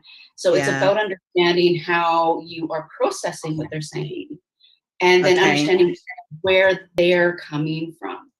You know, a lot of the things that said were based out of fear, were based out of not seeing me as an individual. And then able to rewrite the story so that the next time they say something, you're able to say, hey, look, I understand that you love me and that you're scared for me. However, when you say this, I feel this, or I think you're saying this. And they come back and they go, that isn't what I intended. And it's like, your intent doesn't matter. What matters is my interpretation. Yeah. Because you're not communicating properly. And then it's interesting that it is the stories that we tell ourselves. Yeah. Don't tell my mom I admitted that, because she kept on saying, you're telling the story wrong. You're telling the story wrong. You shouldn't say you got kicked out of the house. I'm like, well, that is the fact. He kicked me out of my house. And yes, that is a fact. But in the end, I chose to leave because it was I can either say I got kicked out of the house, or I chose to leave because it was an unsafe situation. Yeah. Which one sounds more empowering? And my mom kept on telling me that I needed to say that. I'm like, no. Sounds to me like you've got a wise mother by your side. Right. Moms are right, damn it. When you don't want them to be. Oh, Shannon, thank you so much for sharing your story with us today. And thank you to everybody who has tuned in. It's just been amazing, the number of women I've been meeting through these interviews, the layers and layers of stories. And you're so right. We do heal as well when we share the stories. And I love the fact that you're encouraging people to journal, because sometimes you just have to get those crazy voices out of your head and put them on paper.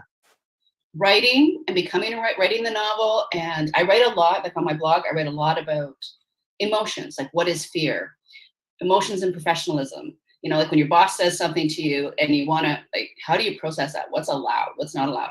What is fear? What is hope? And so I write those because I'm struggling with those things myself. Yes. So journaling really does help you understand what is really going on in your head. Yeah. Yeah. Thank you, Sharon. It is all in your head. Have a fantastic day, everybody. This is Gertrude in Wellington. I will see you again tomorrow. Have a great day wherever you are in the world. Thanks, Shannon. Thank you very much.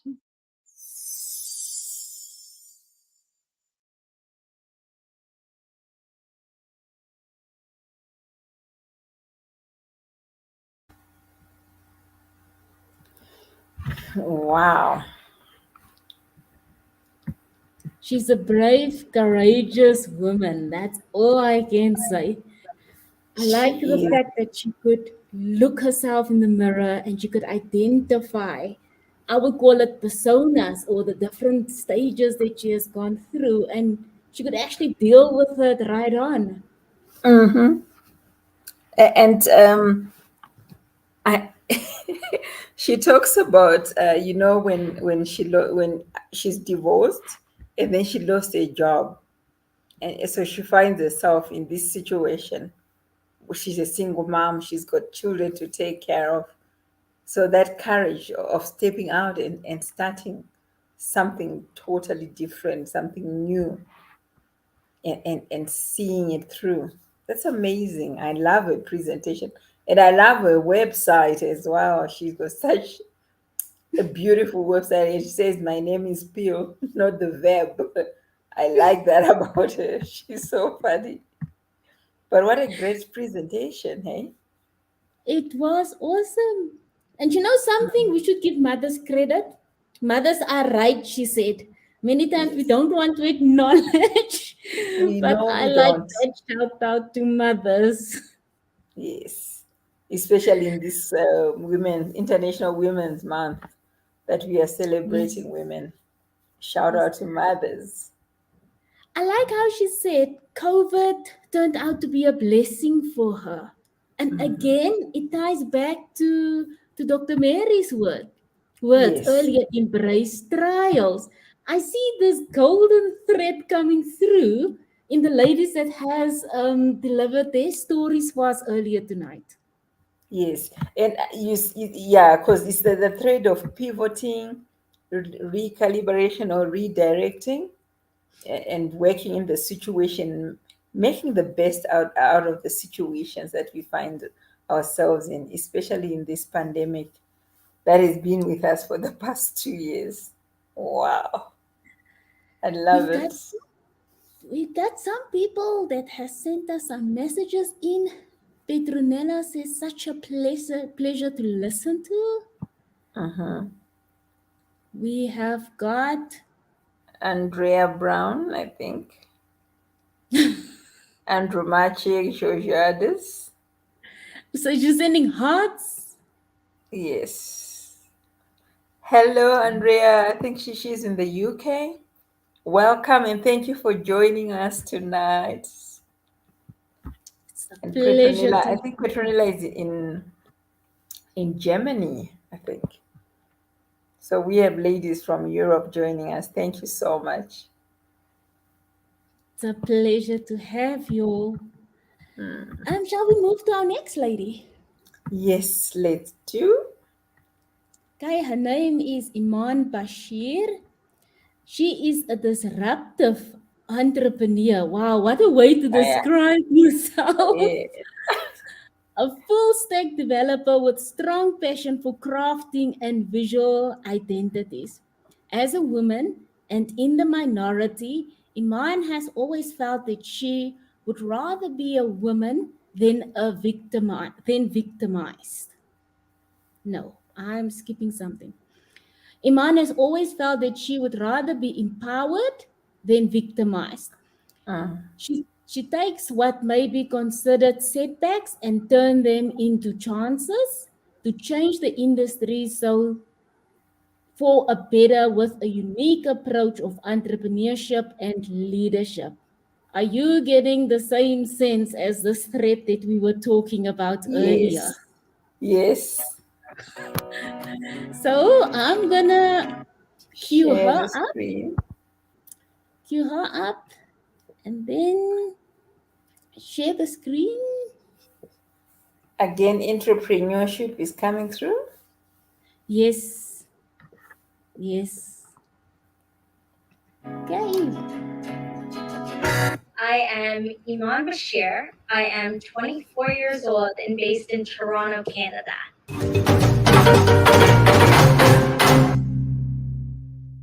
Hello, everybody. This is Gertrude Mache here in beautiful Wellington, New Zealand. Welcome back to the Her Story TV, Her Story podcast, and now the Her Story magazine. Welcome, welcome, welcome to my amazing guest coming to us all the way from Canada. Please tell us your full name, where you're Iman based, Bashir. how old you are, and share your story with us today. Perfect. I am Iman Bashir. I am 24 years old and based in Toronto, Canada. Where does your story begin? Story begins basically all the way from when I was 7 or 8 years old on the playground, trading, bartering food for different, like I was always an entrepreneur. And when I was 11 years old, I started receiving there was golf balls in our backyard. And I started selling golf balls. And for as long as I could remember, I was just always like a little hustler. And so when I went to university, I went to university in Canada. I noticed that there was a big void that I was feeling, that I could not find enough female mentors or people in leadership that I could really look out to. And I found that it was really hard for me to find girlfriends that were also very studious and that loved to study together. And so I thought, why are there so many different types of male clubs? I'm going to create a woman in leadership organization. Soon I figured out that a lot of women were feeling the same way as me, that they felt like they didn't have any kind of platform where they could connect with like-minded people or mentors. And so we sought out to create a woman in leadership organization. I was only 17 years old creating this, and it became so big. It became one of the largest organizations on campus. Then in my third year, I was coached by this amazing founder that wanted to throw what I was doing at scale. So I was doing conferences with a couple hundred people, and I was like, this is so hard, this is impossible. And all of a sudden I had someone coming to me being like, hey, do you want to do one with 15,000 people? Oh yeah, and Michelle Obama's going to be there, and Whitney Wolf. Let's make this happen. And I'm like, okay, I can't turn this down. Dropped out of school. I was in school for sciences, but it never really felt like me. I always felt like I was always like a little hustler. I needed to be a business student. So I switched to my second year, and I did a lot of programming courses, but school was just never really for me. And so I dropped out of school, executed this conference, and in 170 days, we did it. It was a 4-day conference that really put Toronto on the map for Toronto tech. And now in Toronto, it's like it's like Toronto International Film Festival. It's like South by Southwest. It's a renowned conference. But my thing was, for me, it didn't feel like enough. I always thought that I felt like I wanted to be a part of something that I owned, that was my baby, and that I was not working for someone else. So I went from there, parted, very great relationship with everyone, but I was like, something's missing. I want to do it on my own. So I met up the founder of Audiobooks was like, do you want to join a video facial recognition company? Let's make this happen. It was definitely a twist from what I was doing, but I was like, I am young. I'm going to work as hard as I can. And then after 8 months, it started turning into not a technology company. It was turning into a restaurant to execute a concept. And so I sold my shares, and then I'm like, what now? I left school for no reason. I did not know what to do. Leaving school, my whole family was like not approving of it. I had these moments of everything I kept trying to do kept failing. I tried a transcription company where people transcribe voice to text. That wasn't working. It wasn't scalable. I tried a bunch of different things. And for me, I even tried there was a couple people at the very beginning that's always believed in me. And even with them, I tried executing stuff, but I just couldn't really get my grasp on it. And I always felt like I was working for another powerful man, or like giving up some of my equity or partnership. I always thought that the only way I could become successful is if I had a man or something that's pulling me there, or someone handing me a silver platter. And I had this moment where everything changed when I realized that if I keep relying on other people, if I keep relying on or thinking that I need a man or thinking that I need this to achieve what I want to achieve, I'm never going to get anywhere. And I have had in all those failures, I think that there was like 10 different business ideas that I invested in myself. I was like, I put my own money, worked super hard.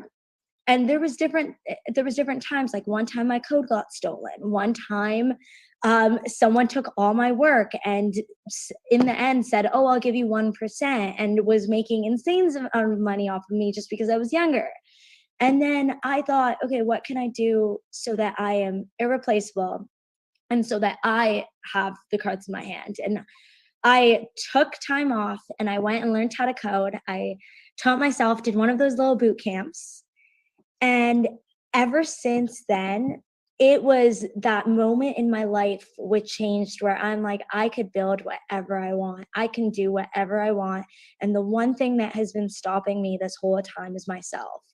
And the one thing that has been stopping me is that blocker, that thing that I built in my head that there always needs to be someone else. And from there, I was doing websites freelance just to pay for my living, and developed a skill set of design, and was outsourcing to India, and learning myself was irreplaceable and I realized people kept telling me, you're doing websites, you're doing okay. Like, why do you need to learn how to make the website when you could pay someone $5 an hour? And I didn't understand it till I learned it. And now I'm like, a proper CEO knows how to do the janitor's job, and the job knows all the pieces. And I think it's important for appreciation and working with others. And I was doing websites, and I started doing more and more and more. And I realized that, like, every time I would go in, now at this point, my websites were getting good. And from the prior experiences, I was so scared to like be in the Toronto tech scene. I was so scared to go out because I'm like, I'm doing it myself. This may not be good enough. And so I would price people $1 to $2,000 per website. And then one day and people would always be like, okay, great. And I was working so hard. Then one day someone told me, they're like, whatever you think you're valued at, times it by 5, because you are what you set your value. And by you telling someone your price is that, they're going to value you at that when you're doing phenomenal websites. From that day going forward, I moved all my prices to minimum of 10K minimum. And I got a lot of no's, and I felt like, oh my God, what am I doing? Like, why am I doing this? And then ever since then, it just brought a whole different, I started appreciating my work and put value on my work. And from then, I learned how to code through these websites. And I have been proud, and I always thought like money was I'm successful when I get my Tesla. I'm successful when I get a $7,000 per month apartment and my Prada bag. And every single time I saved up money and I started scaling this company, I got a client for $30,000 a month just for me. And I started scaling this. And I remember at the beginning, I thought, again, I made the same mistake. I thought that I have to involve a guy just to go to meetings, just so that people can take me seriously. I would literally hire someone to come in the room with me, and then would give people half the partnership for no reason. And that's when I realized, no, I am worth this. And I just did it. I just woke up one day and said, I am worth this. And now I have real skill sets. I have things to back it. And ever since then, I am actually proud of my work. For me now, it's not about other people. And since then, I've gotten the ability to actually work on enterprise clients. I am now building my own machine learning, artificial intelligence copy generator. And still to this day, everyone's like, artificial intelligence? You don't look like you know how to code. But I now use that as my strength. And I'm like, damn right. And I have hired, now we're at 7 people, and I am self-funding. I'm not taking any funding from anyone else, just because if someone wants to be a part of it, I want it to be a strategic partnership. I don't want to just give parts that ownership just because I think that I have to. And I'm using all these different streams of revenue to pay for my passion and allow me and the team and create an environment where everyone is so happy. Like one of the girls working with us, she's like, I've always wanted to do a film festival. It has nothing to do with artificial intelligence. And I'm like, well, do you know what? 20% of our profits I want to put towards a venture fund where we can execute on our grandiose, crazy ideas. You want a bubble soccer tournament? Let's go do it. Figure out a way to integrate charity so it makes sense. Let's focus on being better people and not just about the money. And since then, everyone's asking me, I most commonly hear, like, where did you go to school? How did you learn how to code? How did you get involved with this? Like, how are you traveling so much and don't have to be in an office? And it's one thing I wish I could just tell the younger version of myself, just so I could skip the 4 or 5 years of just running in circles is that you Okay, are so I think you are. I love that you've got there, because I was just about to ask you, number one, how old are you now? Because you started so young. And number two, if you were to have a conversation with a younger you, when you were starting out without confidence, what 3 nuggets of wisdom would you tell her? So tell us your age now and then answer the second one. So my age is 24. I started all this when I was 17. What would I tell myself? 3 things. So number 1 is that you're as successful as your team. You don't have to. When I was in school doing these startups, I always wanted to be on top, and so did the other girls, and it was girls can be me. That's And right. yeah, and I am embarrassed of how I acted, and I'm sure they are too. And now we come together and we're like, why did we fight about presidency or this or that or this club? You get farther when you're together, that no one has to be put down to be put up. And that's one of the biggest things. Number 2 is value yourself. You are not whatever you think you are worth, times it by 3, because someone will see it. And don't ever settle for less just because you think society or someone else has set that on you. And then number 3 would be say no more often.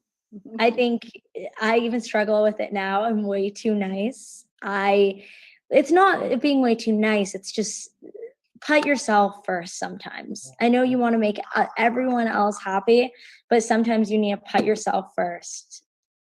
I love that. I absolutely love it. Now, I'm very, very curious to find out about your copywriting AI software.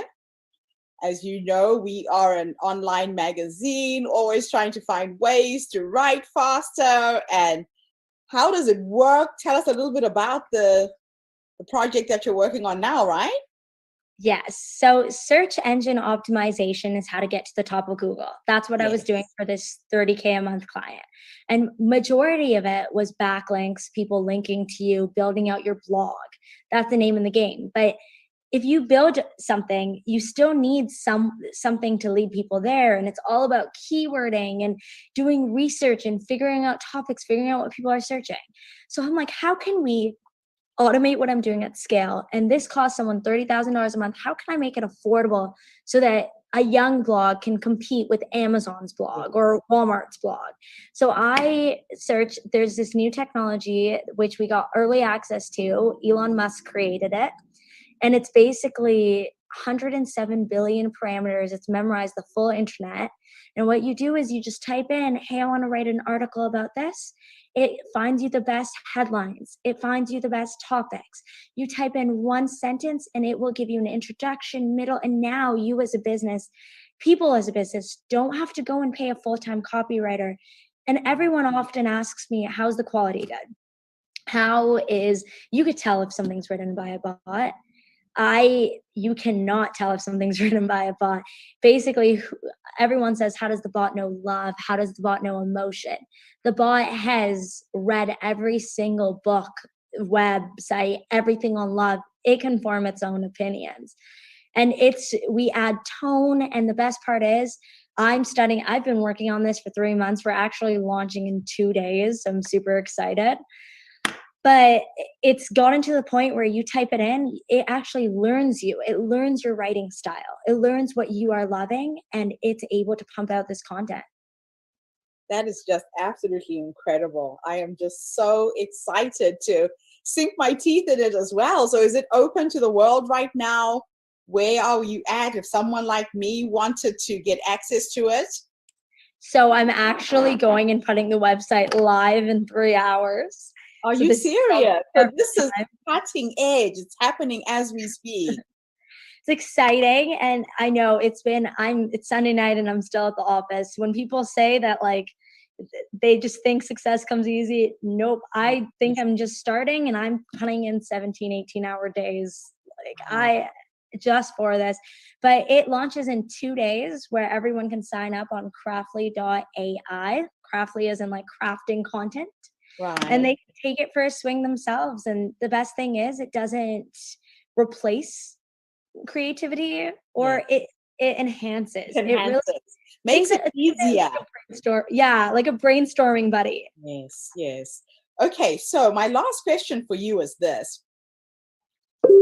If you're going to have a conversation, let's say that time is an illusion and your past, your present, and your future exist in the same timeline, and you can have a conversation with the future you. Mhm. At the age of 100 and you're sitting in your rocking chair reflecting back on your life, what would you say to her based on how you're living your life right now? That's a good one. I've always thought of like the past me. I've never talked about the future me. I would say if let's say for me, achieving my goals and my dreams, it's not if, it's how and when. For me, I have this such determination that no matter what, I want to get there. And I would say that one of the biggest things I would tell the 100-year-old me is just remember your struggles as a woman going through it, the 10 failed companies, the times when men literally, like walking in a room and someone had told me, with a smile like that, you're never getting anywhere, as like a 17-year-old girl for an internship. And my biggest thing would be that when you get to where you want to be, always remember how you got there. Just because I think right now women compete way too much. Like it's so hard to become who you are. And so because women have to like try so much harder, they almost gatekeep their position and gatekeep. And I found that like the woman mentors that I reached out to that had women organizations did not give me time of the day before. Now they do, but they did not. And Initially, I think they didn't see your potential. I think it's more so that they just they thought the limelight would shine less on them, or that they like being the only girl in the room because it gives them an edge. Okay. And so my biggest thing is don't ever forget where you came from or the struggle or the younger you, and make it your life's purpose to try to help people go through what you went through or learn the same lessons that you learned. Wow. Thank you, thank you, thank you. My last question for you is this. Have I left any question out that I should have asked you? No, you got me thinking. That's awesome. Thank you so much for coming online and gracing us with your presence. And thank you to everybody who tuned in this morning. I told you we have some fascinating women who are going to be featured in the Herstory magazine. This is going to be a fascinating story. I will put all of the links so you get access to this amazing software. Come back again tomorrow when I interview yet another amazing young lady coming to us from a different part of the world. This is Gertrude Mache with the Herstory Circle. Have a fantastic day wherever you are in the world. And thank you so much.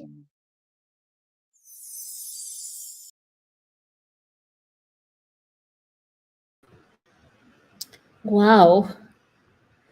Speak about being disruptive. Now I understand exactly where she was coming from. She's an amazing young woman. She is. She is. Wow. And considering the setbacks that she suffered, but she still pushed through. She did. She did. Yeah. I like I the wish we self. had I wish we had a link to her software. I'm I don't sure see we it can in get a hold of bio. it and maybe publish later. Yes, we I probably also need have to. nothing. And she's young and she's got this passion. I love that.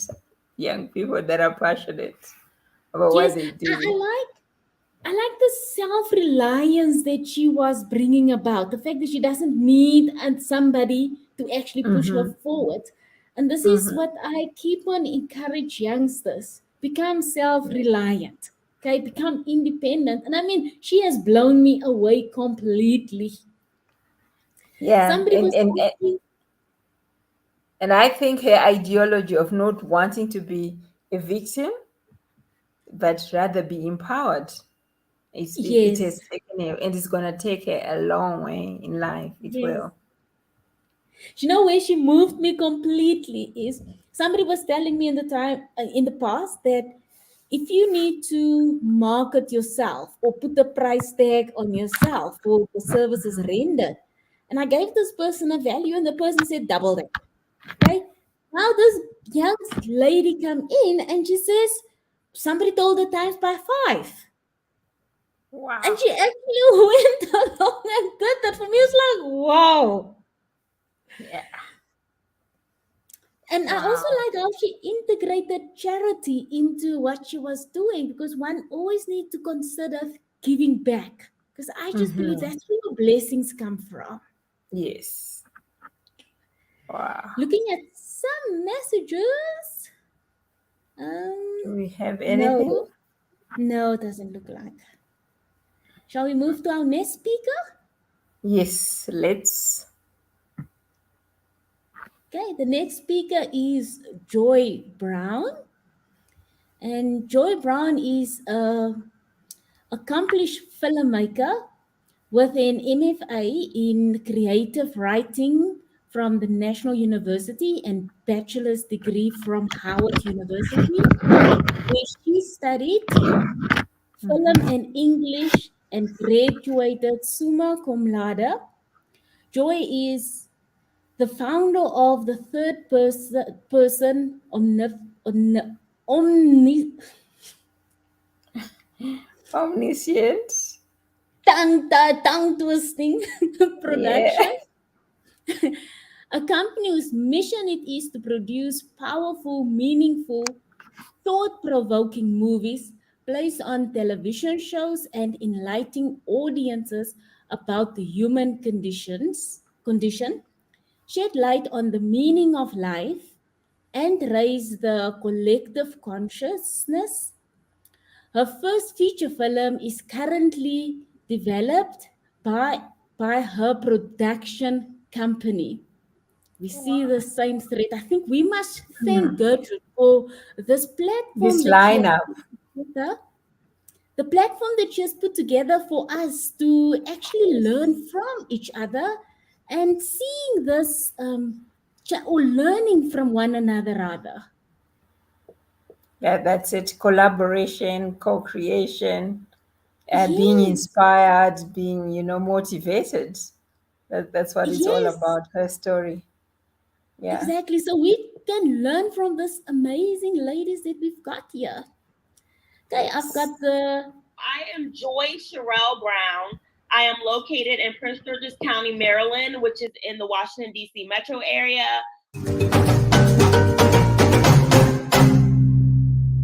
Hello, everybody, and welcome back to the Herstory TV and the Herstory podcast. This is Gertrude Mathieu here in beautiful Wellington, New Zealand. And I am graced with the presence of yet another fascinating lady coming to us from the United States this time. Welcome, welcome, welcome to our tribe. Tell you. everybody your full name, where you're based, how old you are. Share your story with us today. Okay, so I am Joy Sherelle Brown. I am located in Prince George's County, Maryland, which is in the Washington, D.C. metro area. I am 40 years old. And what else do I need to say? And this is my story. And this is my story. Where does it begin? So it all started when I was a little kid. I might have been 7 or 8 years old. And my dad would say prayers with me at night. And my dad would start to pray for everybody that was like going through persecution. I grew up a Jehovah's Witness. So my dad would pray for all the Jehovah's Witnesses who were being like persecuted in different countries and stuff. Like outside of the United States, because we have pretty freedom here. But back then I was a Jehovah's Witness, and I remember thinking to myself, like, there are a lot of problems in the world, and I need to do something to help fix them. And I was a little kid, and I just was like, it would be like you would pray, and it was just like, it's just impossible to pray for everybody. Yeah. So I was like, how can I help the most amount of people? And I discovered a couple years later, like I always knew that I wanted to be an artist, some type of artist. like I started out wanting to draw pictures and I wasn't a good drawer. I thought about being a fashion designer, and then I kind of figured there's only but so many ways you can make a skirt. So when I just decided that I wanted to help the most amount of people as possible, I decided that I was gonna make movies. And I saw the movie Home Alone when I was 10 years old, and Macaulay Culkin looked like he was having so much fun. And I asked my parents if I could become an actress, and could they get me an agent? And they told me no. And so I decided, okay, they aren't going to get me an agent, so I'm going to write my own screenplays, and I'll act in my own screenplays, and I will make the movie myself. And Home Alone was distributed by 20th Century Fox, so I kind of was like 10 years old, and I'm like, I'm going to write a screenplay and sell it to 20th Century Fox. And that's where it all started.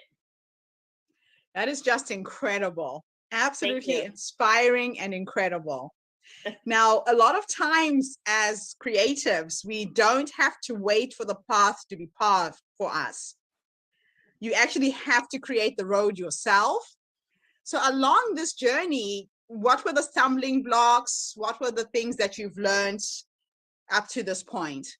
So, I was 10 years old, and I wrote my first screenplay when I was 10, and I tried to produce it. I had a whole little plan and everything. I was gonna, rent the equipment from Rent-A-Center. I was gonna ask somebody if I could use their house. I got my friends together and my cousin's husband to act in the movie. But at some point, it just was over my head. Like, I just couldn't do it. I couldn't finish it, and I just was like, I don't really know how to do this. Like, I know, like, in concept how to do this, but I don't know how to carry this out. So it was always kind of like, I'm 10 years old, I'm writing screenplays, I'm trying to make a movie, and I'm just like, am I ever going to be able to make a movie?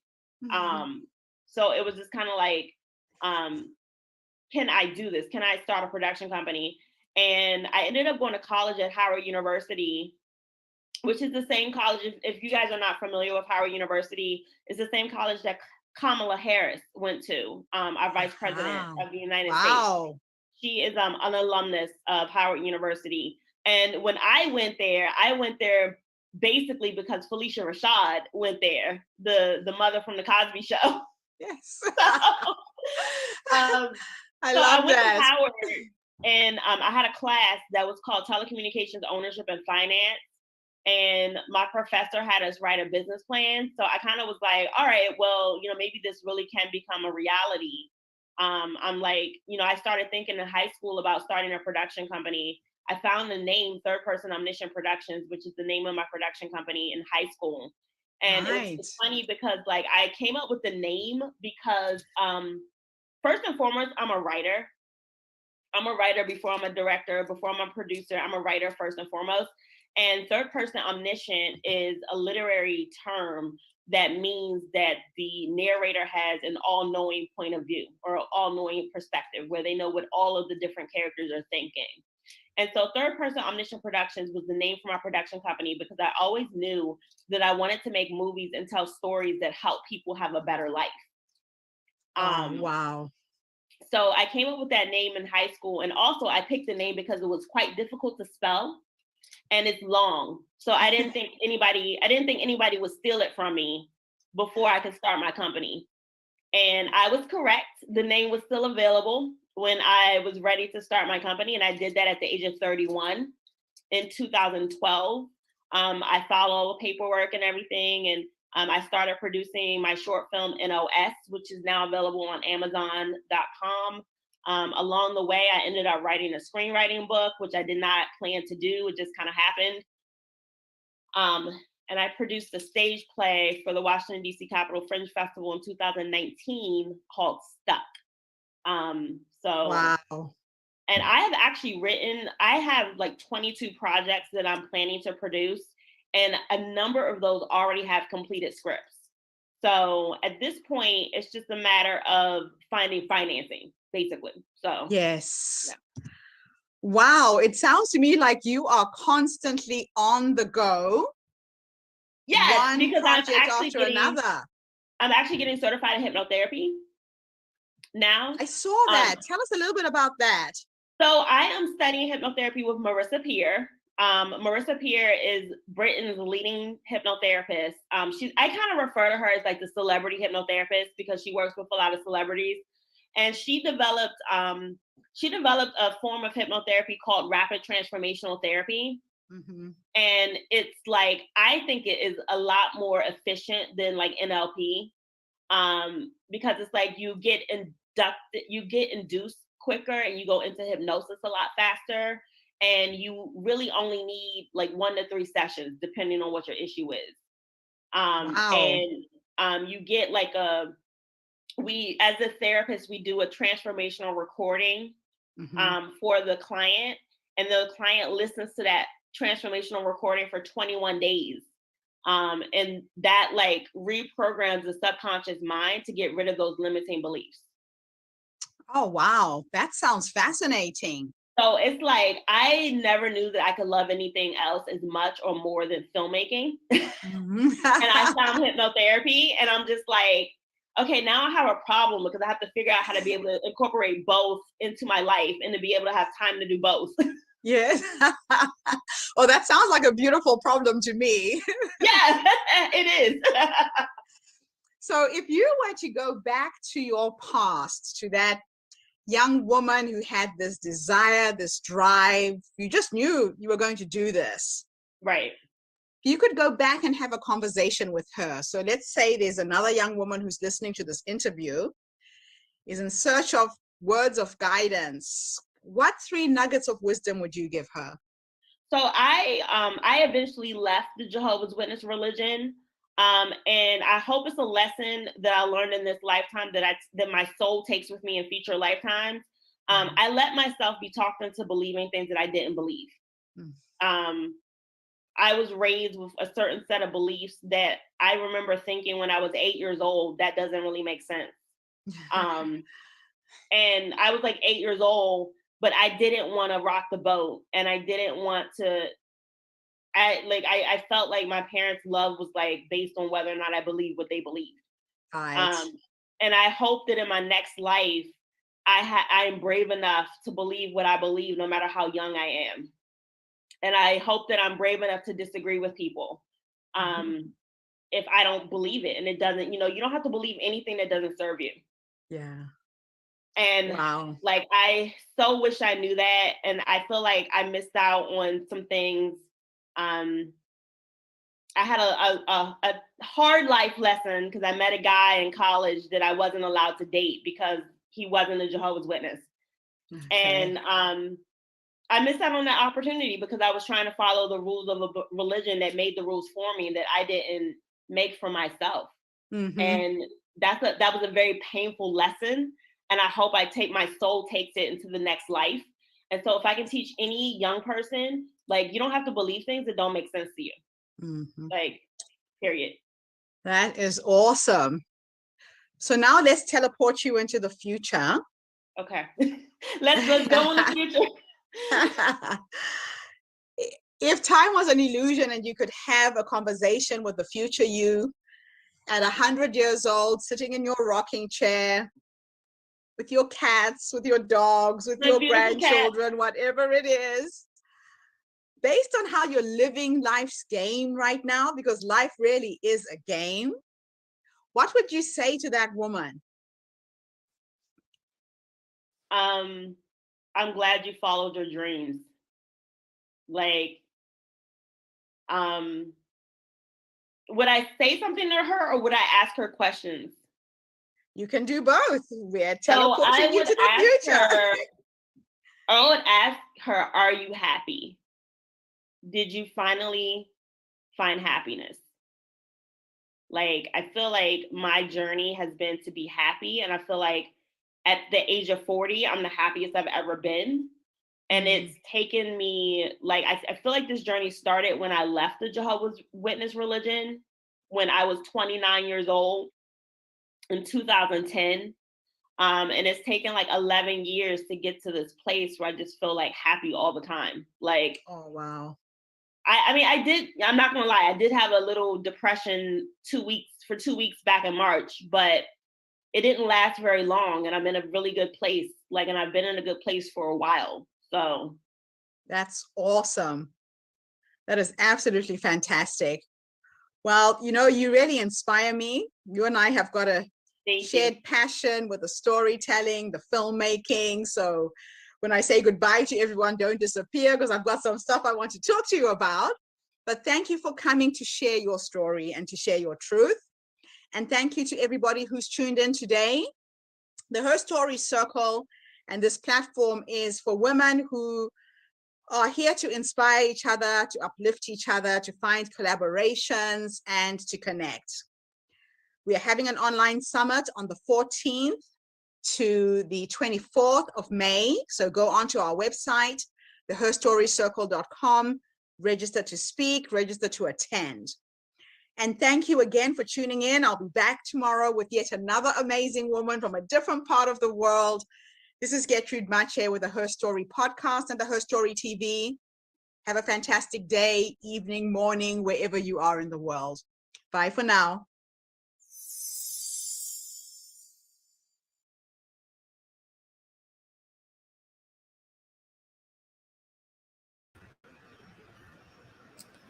Wow, I'm inspired by this lady. And you know why I got stuck, Ruth? I think when I needed to read omniscient, because I was thinking omnipresent, and my brain got a little twist there. But I like that she said all knowing.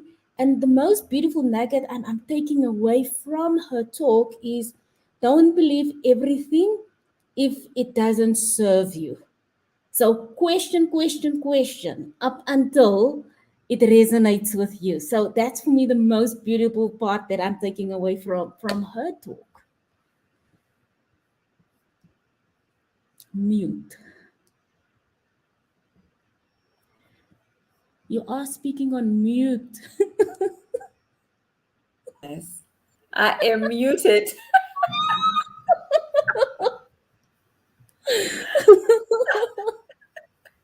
We call it the safe word for 2022, unmute. So what I was saying is, in this again, I'm muted. So in this decade, there's a lot of consciousness that's happening, a reawakening, where people are questioning a lot of ways, systems, the way we've been doing things, and all that. So I like it that she talks about, yeah, the third person omniscient, and question until it Yes. resonates, it makes sense to you. I like Yes. that. But also awesome that she is in this space, and she's female, she's black, and she's in this space that is rarely, you find very few people of color Yes. in that, especially women. So amazing. I like that. That's very true. Yeah. Shall we move to our next speaker? Yes, I know we're expecting somebody to come and do a presentation live, but they are not yet in the studio. So as we wait for them, we can move on to the next person. Happy. And her surname is also Brown. So she's Donna Fields Brown. Oh, So nice. Donna is an author, musician, retired RN certified yoga instructor and yoga therapist who was born in Chicago, Illinois. She worked for 30 years, no, actually, oh, more than 30 years as a registered nurse in hospitals in Chicago as well as in Florida, in Colorado. After retiring, she and her husband, Gary, traveled across the US in a 23-foot travel trailer. I have no idea what that is. Do you know? A caravan. Oh, it's a caravan. Okay, I'm learning something new. Oh, And yeah. eventually settled in a small rural town in SE, Arizona. So I've learned something new. I didn't know what that was. So I'm happy that she has taught me something new today.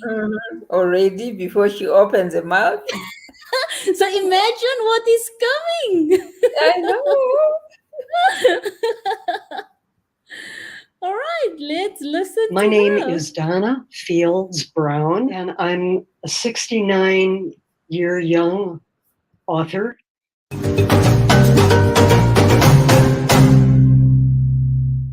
Hello, everybody, and welcome back to the Herstory TV and the Herstory podcast. This is Gertrude Mache here in beautiful Wellington, New Zealand, and I am graced with the presence of yet another fascinating lady coming to us all the way from the United States. Welcome, welcome, welcome. Please tell everyone your full name, where you're based, how old you are, and share your story with us today. Okay, well, thank you for inviting me to be a part of this show. And my name is Donna Fields Brown, and I'm a 69-year young author. And I have a story to share with you today about a very little known problem known as tinnitus. And tinnitus is any type of noise that you hear in your ears that won't stop. So as a musician, I used to play in a rock band back in the 70s, back in Chicago, where I was born. And of course, you listen to a lot of loud music, you play a lot of loud music. And that probably gave me the ringing that I now experience in my ears.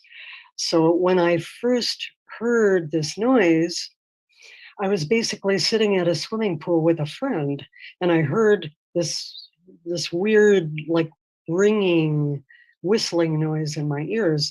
And I asked my friend, "Hey, do you hear that noise?" And she looked at me like I was from Mars. Oh. So, like, okay, she didn't hear it. So it's me that's hearing this noise. And it's been with me ever since 96. And at first, when I realized this noise wasn't going away, I was incapacitated, totally incapacitated. As are millions of people. Now, just in America alone, there are at least 100 million people that have this problem. 10 million so severely affected that they can't work, they can't concentrate, they can't eat, they can't sleep. So that happened to me. I was just laying in a fetal position in bed. I couldn't even get out of bed. I didn't want to get out of bed. I didn't want to live. I felt hopeless. I was despairing. I laid down in the basement in my house back in Colorado, and I was just inert. I just didn't want to be a part of life. And I had to really reach down, deep down inside of me, and I decided at that moment I could either just fade away from life, or I could try to do something about this problem that very few people really even realize what tinnitus was, unless you definitely have the problem. Then you know. Yeah. Doctors were telling me there's nothing we can do for you. There's no cure.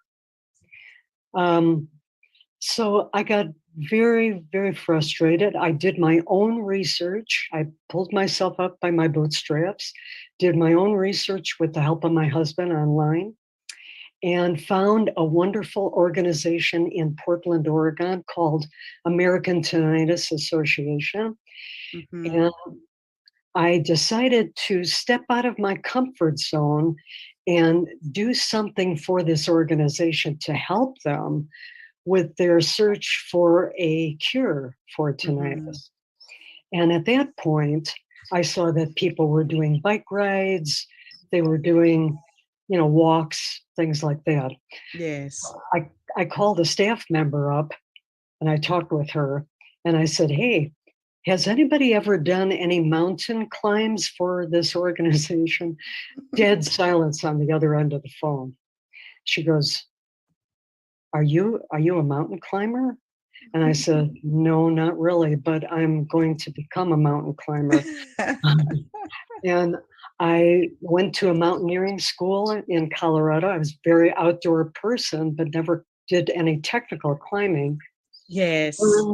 Learned how to climb, did 3 technical climbs on Mount Rainier and Mount Hood, and raised close to $500,000 for continued research for the ATA, for the American Tinnitus Association. Oh my gosh. You are not serious. So at that time, that was the highest amount of money and that anybody had ever raised in a fundraising effort for the American Tinnitus Association. So I went from totally incapacitated to climbing mountains and raising awareness for this problem. So what did that do for you as a person? Wow. I mean, it gave me courage. It gave me just all this positivity that to know that I did those climbs. If you can do a climb in whiteout conditions, in hurricane force blizzard conditions, you could do anything in your life.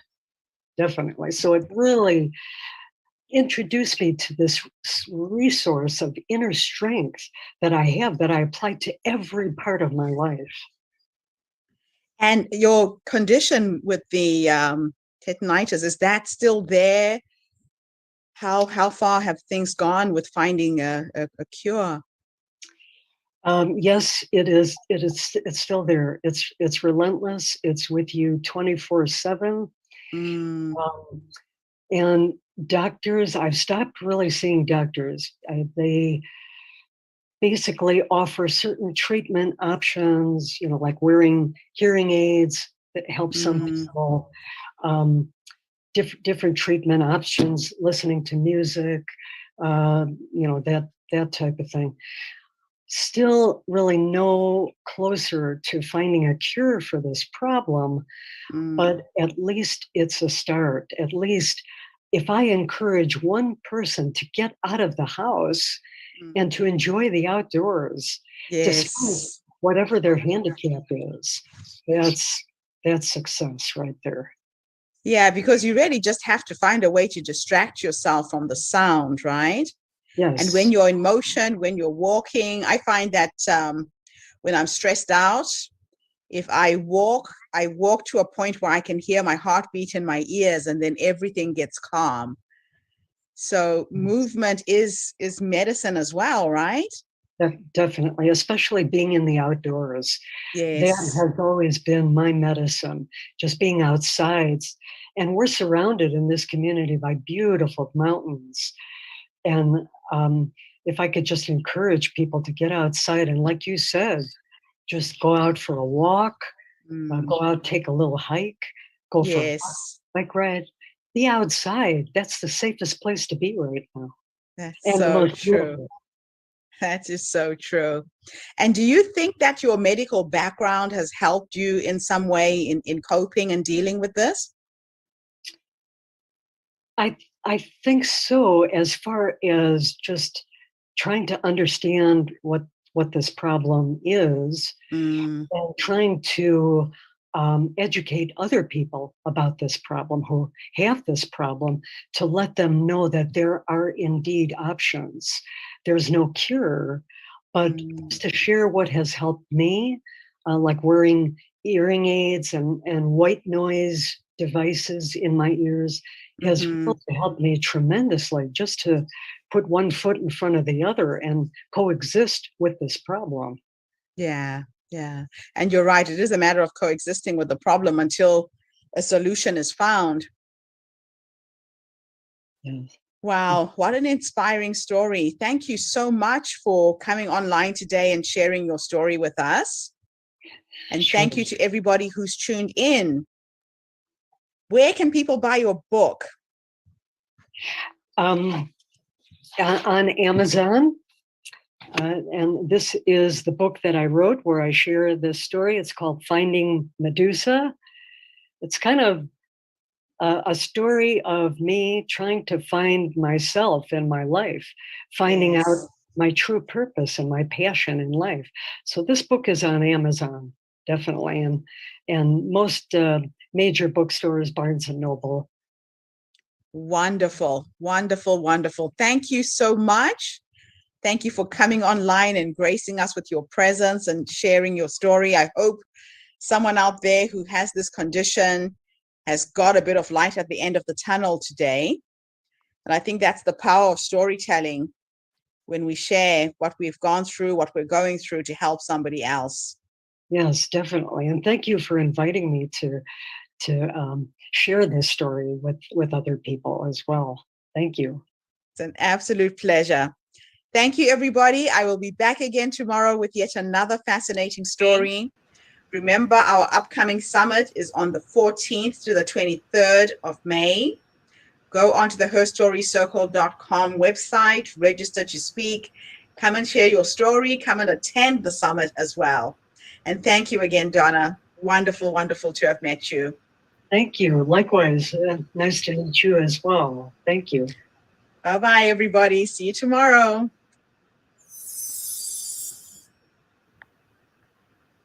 Wow.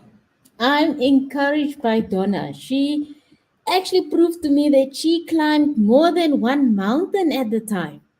It was the physical mountain, it was the mountain of accepting a condition, and it was the mountain of raising that amount of money, which was the most, as she said.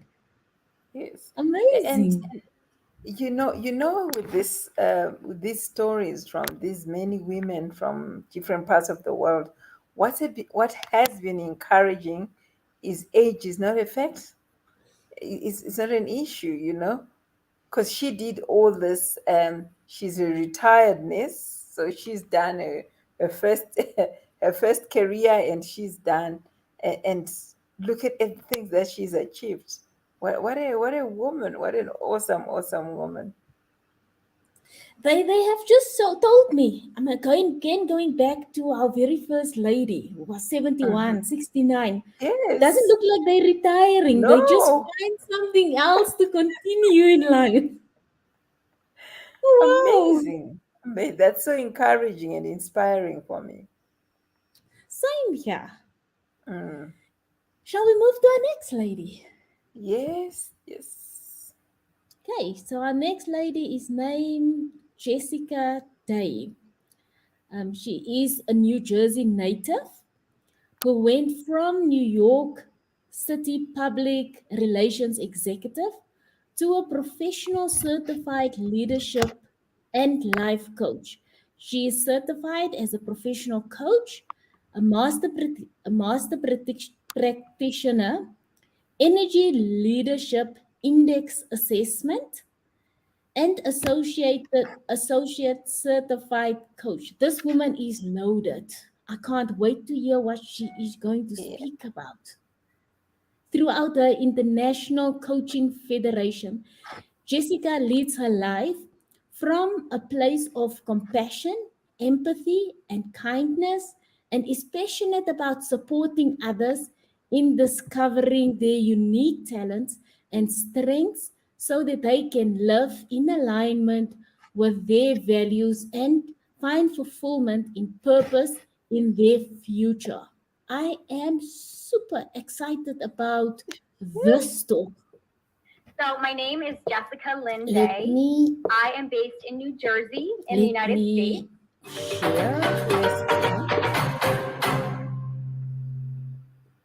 Hello, everybody. This is Gertrude Matchett here in beautiful Wellington, New Zealand. Welcome back to the Herstory TV and the Herstory podcast. I am graced with the presence of yet another fascinating lady today. Please welcome. Tell us your full name, where you're based, how old you are, and share your story with us today. Absolutely. So my name is Jessica Lynn Day. I am based in New Jersey in the United States, and I will be 34 in a couple of weeks. So it's almost my birthday. Happy birthday. Thank you. Thank you. And I am a certified professional life and leadership coach. And I launched my business this past year, right at the height of a pandemic. Oh, wow. And yeah, so it's been wild, but fun and exciting every moment of it. And I'm here today with you, as you said, to share my story. And my story, I think, like many women, started when I was a little girl. When I was very young, I was always very intimidated by other people. I was very shy. I had a lot of anxiety all the time. And over the years of my life, I created this kind of people pleasing sense about me where I really started to live for the pleasure of other people, wanting to make other people happy, wanting to make sure that I wasn't ever starting a confrontation. I wasn't ever making someone uncomfortable. I wasn't ever expressing an opinion or a judgment or a thought that someone could potentially disagree with. Yes. And that really led me onto this journey of starting a career in marketing and public relations where I felt really lost and always intimidated by the people around me, always feeling like I wasn't smart enough, I wasn't good enough. I felt like I couldn't get to that next level because I just felt so misaligned with everyone around me. And I realized it was because I was not being myself. I was not expressing myself. I was not sharing what I actually thought about anything because I was so afraid of people not liking me. I wanted people to like me so badly. And, I'm a very genuine, kind person. That's one of my strengths. I really genuinely love people. Yes. And I think that as a strength, it also hindered me because I was so focused on being kind and genuine. And I was so focused on other people. And it got to a point where I was really depressed. And I was working in jobs that I didn't like. I was working late hours. I wasn't making any money. I was really stressed all the time. I felt stuck. I felt worthless. I felt like I'm never going to get out of here. Like, this is my life. Like, every day is the same. I'm never going to have an exciting life. I'm never going to be able to travel or buy a house or find a husband because who's going to want to be with me? I'm just like this loser who's stuck in this life. Oh. And yeah, it was it was a very low time. But I discovered self-development. I discovered therapy. I discovered coaching. And I never knew what coaching was before, but I happened to just find people who were coaches along my path. And I built up the courage to ask them, hey, what is this coaching thing that you're doing? And I took a leap and decided to enroll myself in a program. And through that coaching program, not only did I learn to become an amazing coach, but I also learned so much about myself. And I learned that I had created stories, I had created assumptions, I had created all of this nonsense that was not true at all, and that I was capable of creating new thoughts and new ideas about who I wanted to be and who I actually was. And it's amazing what has happened to me because I went from someone who kind of hated herself and felt like I didn't deserve anything to now living literally my dream. Like, I live at the beach. I married a wonderful husband. We have a new puppy. I have my own business. I'm in charge of my schedule. And I'm authentically expressing myself, even when I know that someone might disagree with me. And I'm okay with that. And it's been amazing. So, okay, let's just unravel and go right back to the beginning. As women, we sometimes don't even see our own value. We have those little crazy voices in our heads telling us we're not good enough, we're not smart enough, we're not worthy. How does one stop that chatter? Because we are our own worst enemies, right? Mm-hmm. What would your advice be to somebody who's experiencing this lack of just not knowing your own worth? Yeah. So that's a great question. And it really, it takes a lot of self-reflection, I think, to understand how to really get to the core of your feeling worthy, right? So a lot of times we go through life not understanding what is actually holding us back. So we don't know what we don't know. We don't realize that we're reacting to things because of a specific reason. Yes. So me being a people pleaser was a reaction or a symptom of the fact that I was insecure about myself. Yeah. And so I think, one thing to remember, or one thing to kind of maybe start out, is to tell yourself that in this life, the only thing that we can control is ourselves. Yes. You cannot control anything else. No, you can't. You can't control what happens to you. You can't control how people react to you. And so when somebody tells you something that makes you feel bad, a lot of times we take that and we think, oh, okay, that must mean there's something wrong with me because this person reacted a certain way. Yes. We don't realize that person is acting that way because of who they are and because of what's going on in their life. So their circumstances have shaped them into who they are, just like us. But what's more about them than you. Exactly. And what's amazing, though, is that when you realize that your circumstances do not have to shape who you are, you don't have to be a victim of your circumstances. You can choose to show up however you want. You literally can create every moment to be exactly what you want it to be. So if you're having an experience that's negative and it's making you feel really badly, you have the power and the control to change the way you're thinking about that. So looking at it as an opportunity, like, what am I learning in this situation? Why is this happening? It's not because I'm bad or wrong, or I'm not pretty enough or thin enough or smart enough. It has nothing to do with it. Yes. And so it's changing your thought process, which takes a lot of time and it takes a lot of practice, but it's remembering that what you can do for yourself is to, like, you deserve to love yourself. You deserve to accept yourself and to know that you are exactly where you're supposed to be right now in this moment, even if you feel like you're not, because things aren't going well. There's a reason why it's not going well, and what are you learning, and where do you want to go? Who do you want to be? And tell yourself that is who you are. And so self-love is a difficult theme for most people. Yes. And I always say that when you hear those voices speaking, would you say that to somebody else? Exactly. And a lot of times we are so hard on ourselves. Mm-hmm. The words we articulate, we would never use them on another human being.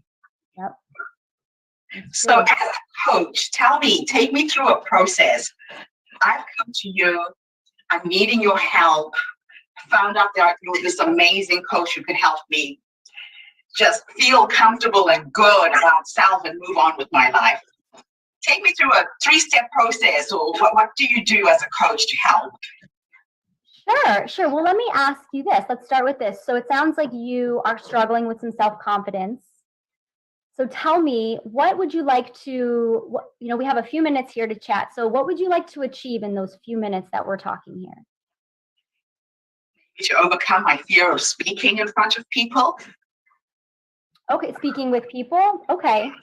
So why is that important to you? I always find that when I'm in a group, I just don't have the courage to air my views or be heard. So when you are with a group of people and you're trying to have a conversation, or you're trying to speak up and share your voice, what comes up for you? What feelings come up for you when you're in that moment? Extreme anxiety and fear are the two main things. Sure. Okay, and so what typically goes on in your head? Like, what are you telling yourself? Is this really important? Are my views worthy to be aired in such a meeting? or I listen to what somebody else has said, and I think, oh gosh, that was really smart. Well, my ideas come across as smart, and I don't think so. Yeah. So it's interesting because you said, are my ideas worthy? Yes.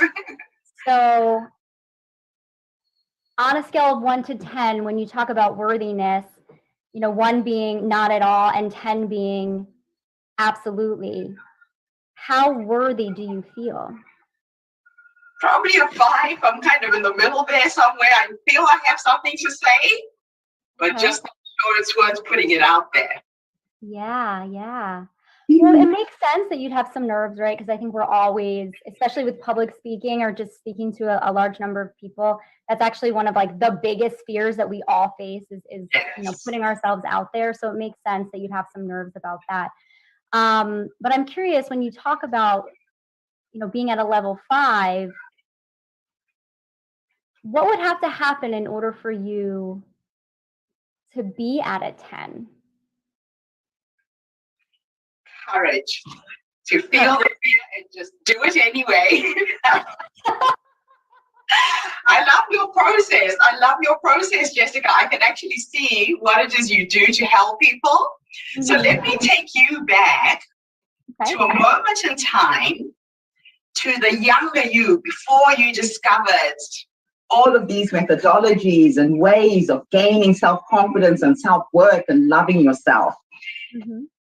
If time was an illusion and you could go back to the younger you and have a conversation with that young woman, what 3 nuggets of wisdom would you give her based on what life has taught you up to this point? Yeah, that's a great question. And I actually think about that often. I think what I would tell her, first piece of advice is that I would probably say to myself, you are a very creative, vibrant person who has a lot of love to give. And that is a good thing. And to express your love and express your creativity. I think the second thing I would say is that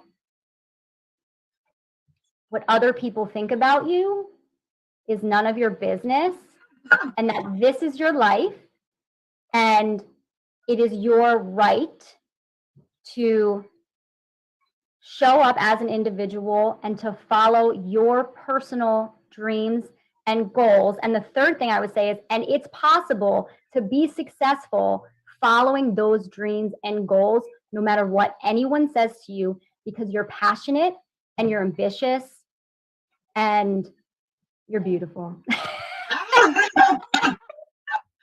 Okay, so on the same vein, if time was an illusion and your past, your present, your future existed in the same timeline, and you could teleport to the 100-year-old you sitting on your porch, having lived this amazing, authentic life, what would you say to her?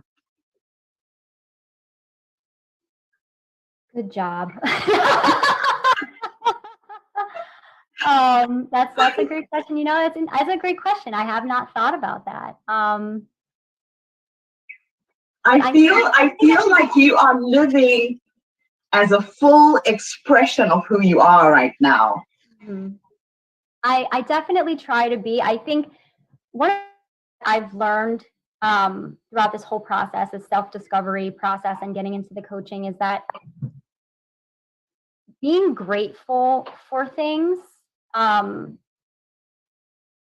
really opened my eyes, because as you know, as everybody knows, life is unpredictable, and I don't know what's going to happen to me, tomorrow, 5 minutes from now. I have no idea. And being grateful for the people that I have, being grateful for the experiences that I have, being grateful for the ability to like have my health and to be able to do this, start this business and have support, and whatever it is in your life that you are grateful for, to stop and actually be present for the moments.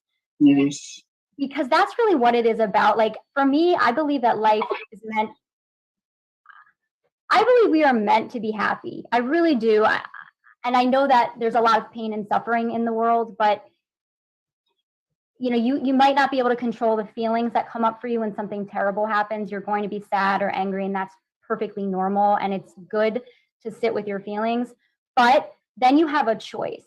You can continue to be sad and be a victim, and then to tell yourself that your life is terrible, or you can choose to move forward with that experience and then now the knowledge that you have, and move forward in a different direction. And I think that for me, I just try to look at everything as an experience and an opportunity. And that is why I think I'm so positive, because even when people like are terrible to me or things happen, I always think I really believe there's a purpose for it. And I think that attitude has just allowed me to, it just makes it a little easier. So whatever's coming at you in life, you just think there's a reason for this. And even though you don't understand it in the moment, the reason does reveal itself with time, correct? Exactly. It's like 100%. In this moment right now, I might not know the answer, but I get comfortable with that. So I allow myself to be comfortable knowing that I cannot control what's happening, but believing that it's going to be okay. I don't know what that is, but I know it's going to be okay. And I just constantly remind myself of that. And that's the thing with self-love and self-care and positivity. It is a practice. Yeah. So you have to tell yourself that. I have notes all over the place reminding myself of all these little things, because it's so easy to get lost in your thoughts. I mean, and I still do it all the time. I absolutely have moments where I get down, right? But then I pick myself back up. I don't stay there for too long. Yeah, you have to decide to get up. Exactly. And that's the thing, because we all suffer. I mean, life is tough, but you don't have to stay there. I love it. I absolutely love it. Okay, so I'm going to end our interview with another weird little question. Okay. Is there anything I should have asked you? Oh my goodness, that's a great question. Is there anything? So one thing that maybe I didn't mention, and maybe you asked me this in a different way, is, and perhaps this is a part of my answer from the beginning, but a part of this journey that I'm going on, and a part of what I want to do with my life, is to really inspire women and people to be themselves. And when it comes to that self-love, I think recognizing your unique strengths and your talents and your quirks, like even something about yourself that you think is super weird or strange, something that maybe you're hiding because you think other people might not get that is what makes you amazing. And so I used to beat myself up because I was so kind. This is what I was saying before about being like a people pleaser. I was so kind that I would let people take advantage of me. And I thought that was a weakness. And then what I realized was that my kindness is not a weakness. And I should not let people take advantage of me. But it's okay to act kind when someone is not being kind to me, because what I realize is that it's about how I feel. And if I'm showing up with kindness in a situation where maybe someone's not being kind to me, I actually feel better, because I feel like I handled the situation that was authentic to my values. And it's really not about the other person, it's about me. And so, I would say to people who struggle to be themselves in situations, to really think about what their values are, what's important to them, and to react with those values in mind, and to make choices with those values in mind. I think that really can lead you to a fulfilling life when you're aligned with what you truly believe and what you truly want. And whether that's, family or, whatever your values are, always having those in the back of your head when you're making decisions, because then everything will come together and you can really be this whole person and really show up authentically. I don't know if that answered your question. Wonderful. Thank you so much for gracing us with your presence this morning. You are an absolute ray of sunshine. And thank you to everybody who's tuned in today. I am meeting some of the most fascinating women with the launch of the Herstory magazine. And Jessica, it's been an absolute honor. I wish you luck with your coaching program, and we will include all of your contact details in the article for the magazine as well, so people can contact you as well as on the podcast. Have a fantastic day, everybody, wherever you are in the world. I will be back again tomorrow with yet another amazing woman sharing her story. Bye for now. Thank you, Jessica.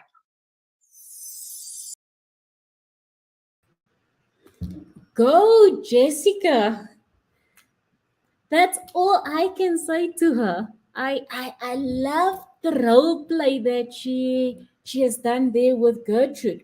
Because many times when people come to a coach, they expect the coach to give them answers. And in turn, what she did was she digged in and in and in up until she got to a point where Gertrude can actually help herself. And my stance is always the answer is within. And the minute that answer comes from within, then the person will be okay. So I just love the role play that I saw. It was beautiful, and she drew Gertrude out so that Gertrude could speak from what's Yes, inside her, and that's great yes, coaching right there. Wow. yes. Wow, Awesome. I really enjoy that. And another nugget that comes out for that came out for me was being that authenticated self, okay, Yes. based on your values. So if somebody is ugly, I promise you it is hard not to be ugly back. But if you center yourself around this is my values, this is how I Mhm. want to arrive. I mean, that is something tough to do, but one needs to think about how do you actually want to arrive. So, Jessica, I'm completely blown away by you. Oh, wow. And she really, from her story and the way she was talking, she really leads from a place of compassion, empathy, and kindness. It comes out, and her Yes, passion for supporting others, you know. 100, But that's just 100, awesome. yes, Okay, so I think yes. we have our guest Rebecca. Gail, please add her into the studio. Hello, Rebecca. Hello, Gail. Hello, Ruth. So pleased to meet you. How are you? Welcome. Welcome, I'm pretty welcome. I new need to your this, so bio seeing in the myself. private chat. I'll share it now. Where are you joining us from? I'm joining from beautiful Melbourne. The weather is still a bit warm at the moment. Ah, Yes. so it's still morning for you. For us, it's 1 a.m. Yeah. Now we're trying to catch up with you. You is it? It's a, Yes. it's actually 10 a.m. here. What time is it?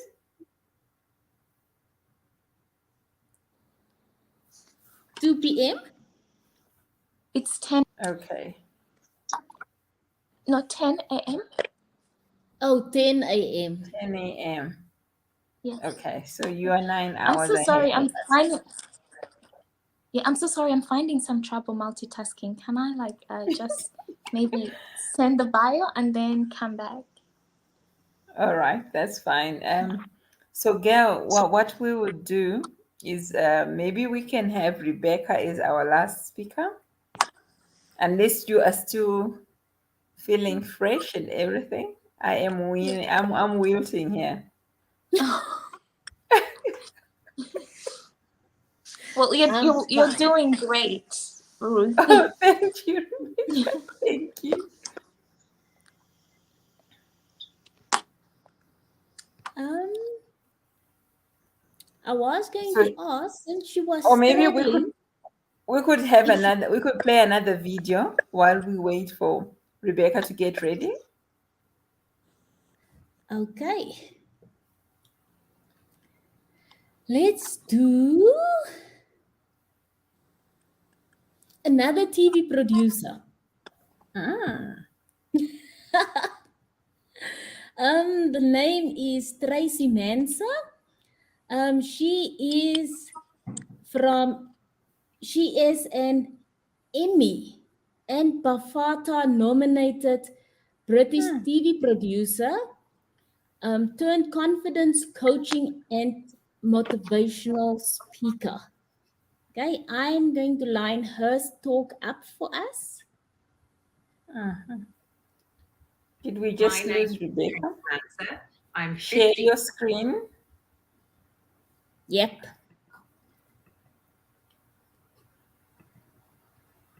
Tracy Mansa is coming up. Years old. I'm originally from London. I now live in Los Angeles.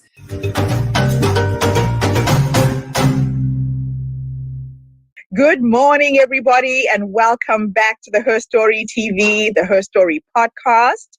This is Gertrude Mache here in beautiful Wellington, New Zealand. And I am graced with yet another amazing woman coming to us all the way from the US. Welcome, welcome, welcome to our tribe. Tell everybody your full name, where you're based, how old you are, and share your story with us today. Well, thank you so much for having me. My name is Tracy Mansa. I'm 50 years old. I'm originally from London. I now live in Los Angeles. And I have, for the last 30 years, been a TV producer. My story is that for much of my career, unbeknownst to people in my friendship circle, my family, and my work colleagues, I had crippling panic attacks on an almost daily basis, where I was physically sick every time I left the house. I spent most days in utter panic. I have no recollection of things that were happening or what was going on. And yeah, I managed somehow to get through that. But by setting myself 40 challenges on my 40th birthday, I managed to find my way back to confidence and went from literally living in fear to now living fearlessly. Wow. Wow. And you told me earlier that it's now 3,157 days since you had your last panic attack. How did you achieve that? So yes, that was September the 12th. Well, many years ago, more years than I'd care to remember. I spent a year doing things that most people wouldn't give a second thought to, that they wouldn't, doing a yoga class, going on a roller coaster, giving someone your number if they asked you on a date, all things I'd never done because I was too scared, because I was too nervous, because I had imposter syndrome, because I just lived in this little fear bubble. And I decided to write these lists of things and do them. I allowed myself 50% of the items I did with friends and 50% I had to set out and do on my own. And over the course of the year, each step that I took, each challenge that I accomplished just helped me regain my confidence. And it got to the stage where the panic attacks just disappeared.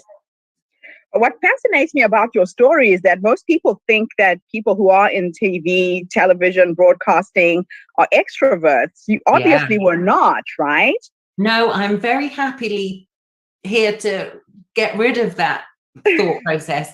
I'm actually an introvert. I can be an ambivert if I need to. Obviously, part of my job is that I have had to present to a team with different ideas and things. So I've needed to be able to speak to people, but I am much more confident or comfortable, I should say, in a small group.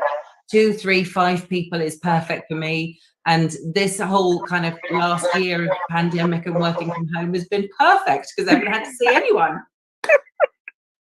I love it. I absolutely love it. But what you have managed to do, though, is to show that you don't have to be an extrovert to exist in this world. Absolutely. So I think sorry, carry on. No, you carry on and then I'll jump in. All right. Well, I was going to say this whole kind of misconception about being an extrovert. I know so many incredible, amazing people, especially women who are introverts, who may be slightly bookish or don't put themselves forward to the front of the line, but that doesn't mean to say they don't have confidence. And I think there's also a difference that people think that competency is often misconstrued with confidence as well. And that's something that I'm trying to kind of educate the world on, that the two aren't mutually exclusive, but also they are also different from each other. Okay, so let me take you back.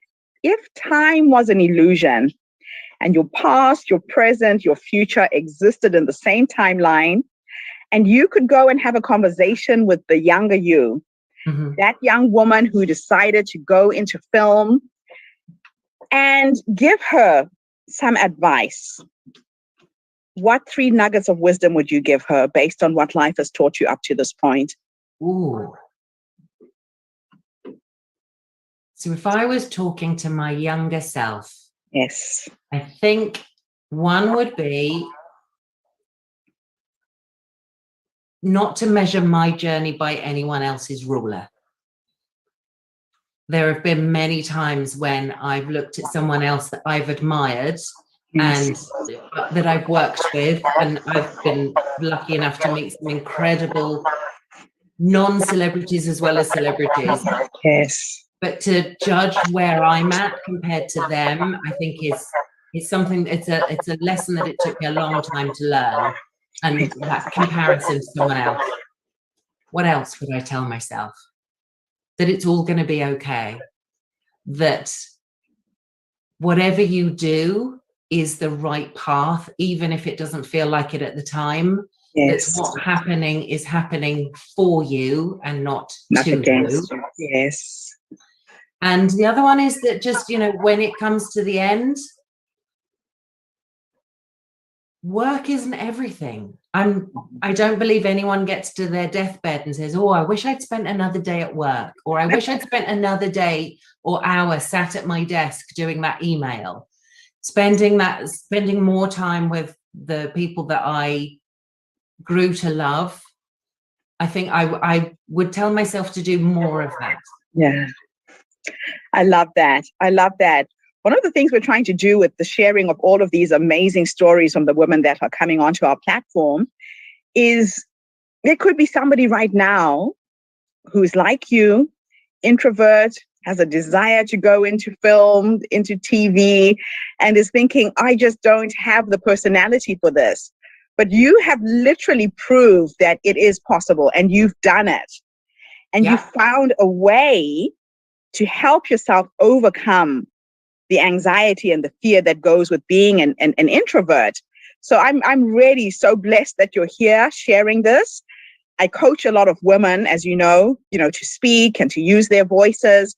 And we all don't have to be extroverts to do this. Yeah. You don't have to get up on stage to tell your story. You can just talk to another human being on the bus on your way to work. Or post up on social media. For example, the month of May in the US is Mental Health Awareness Month. I shared a post during the first week of May about my struggles that most of my Facebook friends had no idea about. And a lot of people have now come to me with messages going, I had no idea, but I also have the same thing. And just giving other people a platform to be able to share their story, but most importantly, to listen to that story, I think that's the greatest gift you can give to anyone. Now, one of your life's philosophies is that you don't believe in failure. Let's talk a little bit about failure and the word failure and what it means. Failure is such a negative word. And one of the things that I've learned, I'm 10 years out from having panic attacks. So I've been able to look back and work out what works for me on a daily basis, how I interact with the world, what I do for my own mental wellness. One of those things is not to talk negatively to or about myself. So the word failure is instantly negative. Instant. You failed at something. It's just like a grey cloud is over your head. It's horrible. So I haven't failed, but what I didn't do was achieve what I wanted. So let's try again tomorrow. Let's try better the next time. Let's see if we can't achieve more on another go. I think that's the biggest thing. It's switching things around, looking at it from an outsider. Your best friend wouldn't tell you you'd failed at something. So why do you tell yourself you failed at something? I think you have to be your own best friend before you can actually be someone else's best friend. Very, very true. And it's those little voices that come in our heads that we put ourselves down on a daily basis. And sometimes they come from people that we love. It might be a parent or a grandparent. Yes. A different generation, they learn things differently from us, and the next generation from us will change, and it will continue to do so, and that's right and proper.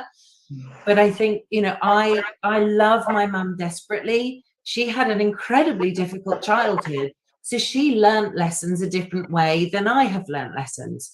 But sometimes the way she spoke to me when I was a lot younger, because I loved her, I believed what she said. Yes. And therefore I started repeating that to myself, and then that became my truth. It wasn't true at all. But it's only when you get far in the distance from it that you can look back and actually recognize sometimes how damaging things are that we then take on as truth. Wow. Now, self-confidence is something that can be developed. Yep. Tell me about that.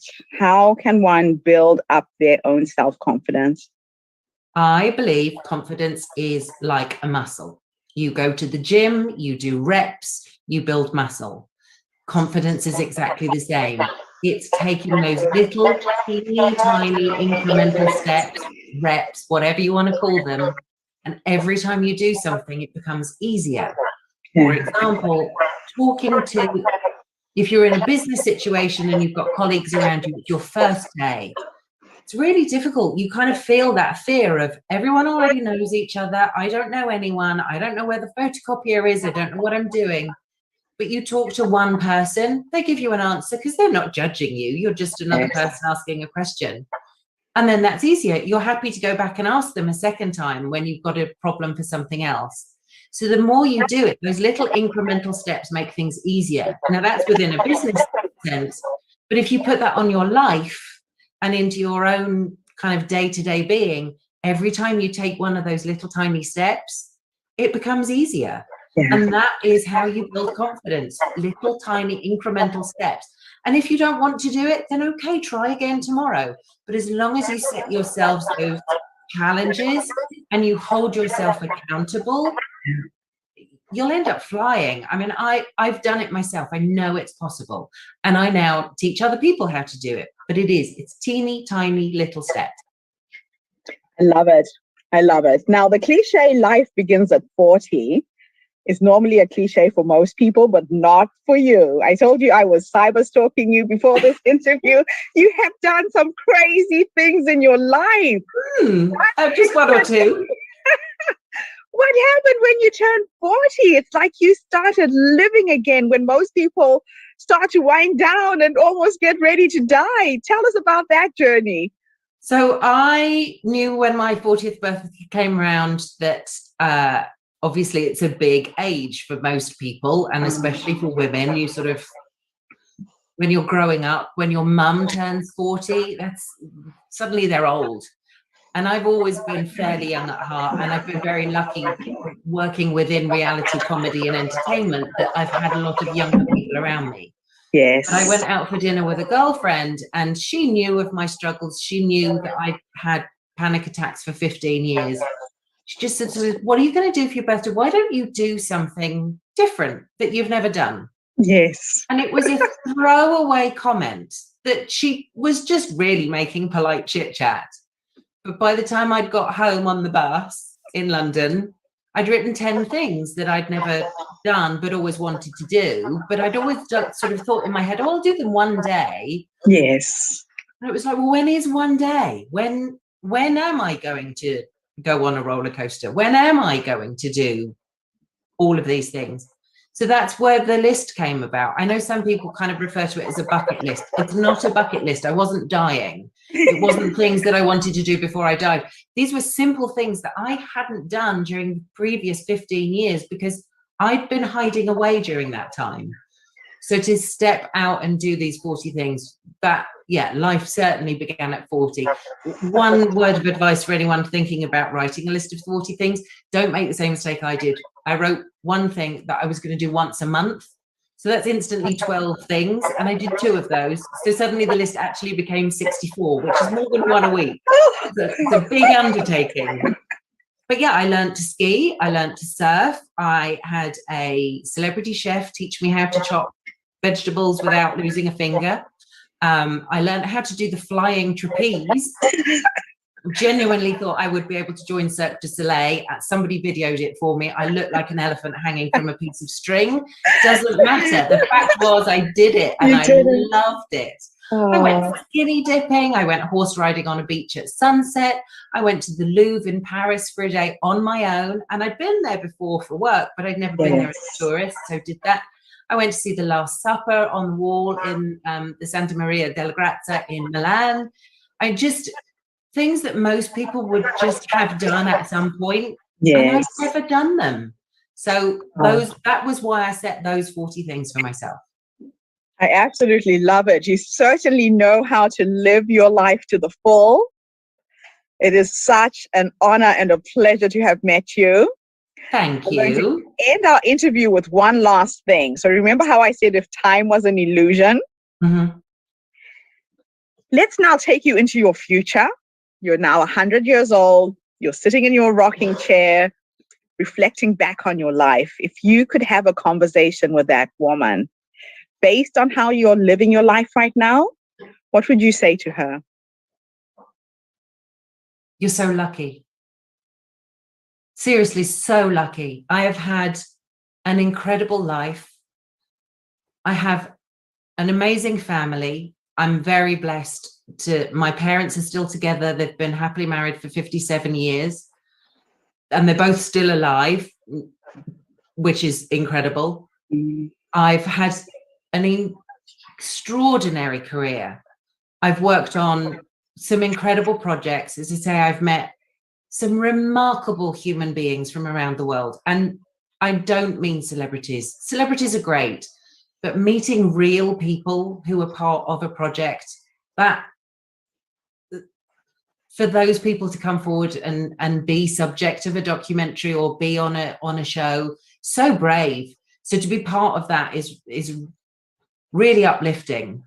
And now this part of my journey from 50 on, helping other people to understand the struggles that I went through and being able to share that story with someone else.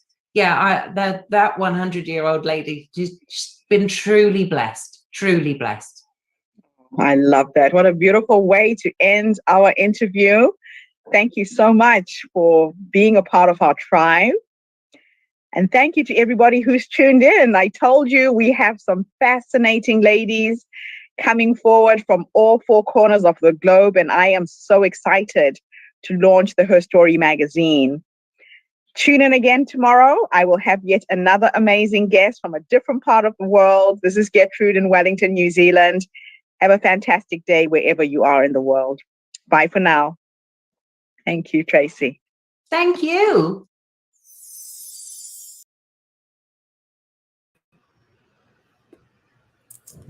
Okay, I think Tracy has given me the platform to actually self-correct. When I introduced her, I said she was an Emmy and something else nominee, and she's actually a BAFTA. So I had something else in mind. So it's official. I don't like acronyms anymore because one letter difference and then it's a completely different company. So she said, we don't fail, she said. It's such a negative word. So I think that was an experiment that I was running at first. I was trying to get it right and then I didn't get it right. So I had to try again.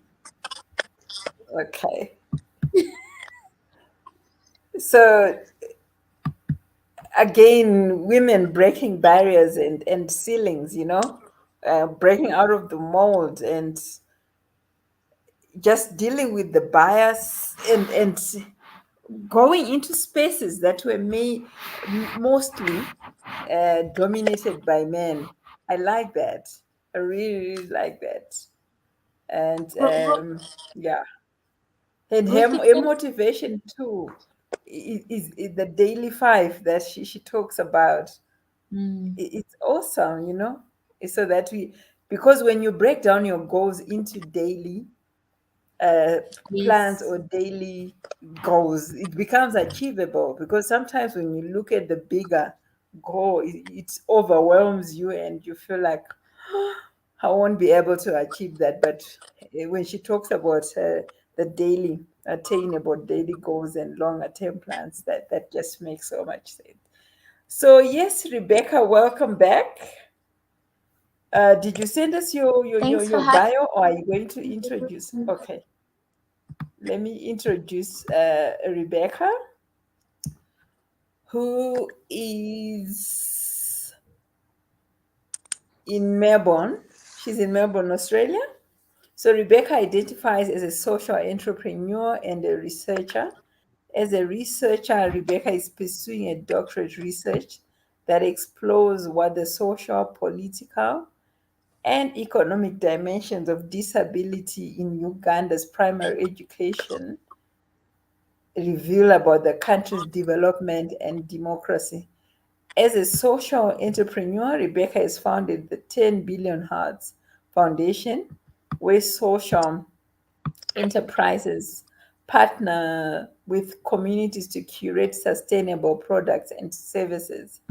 As an African living in the diaspora, Rebecca delights in cultivating culturally inclusive spaces. I will share her links as she's doing her presentation. Rebecca, welcome to Her Story, and the stage is all yours, my dear.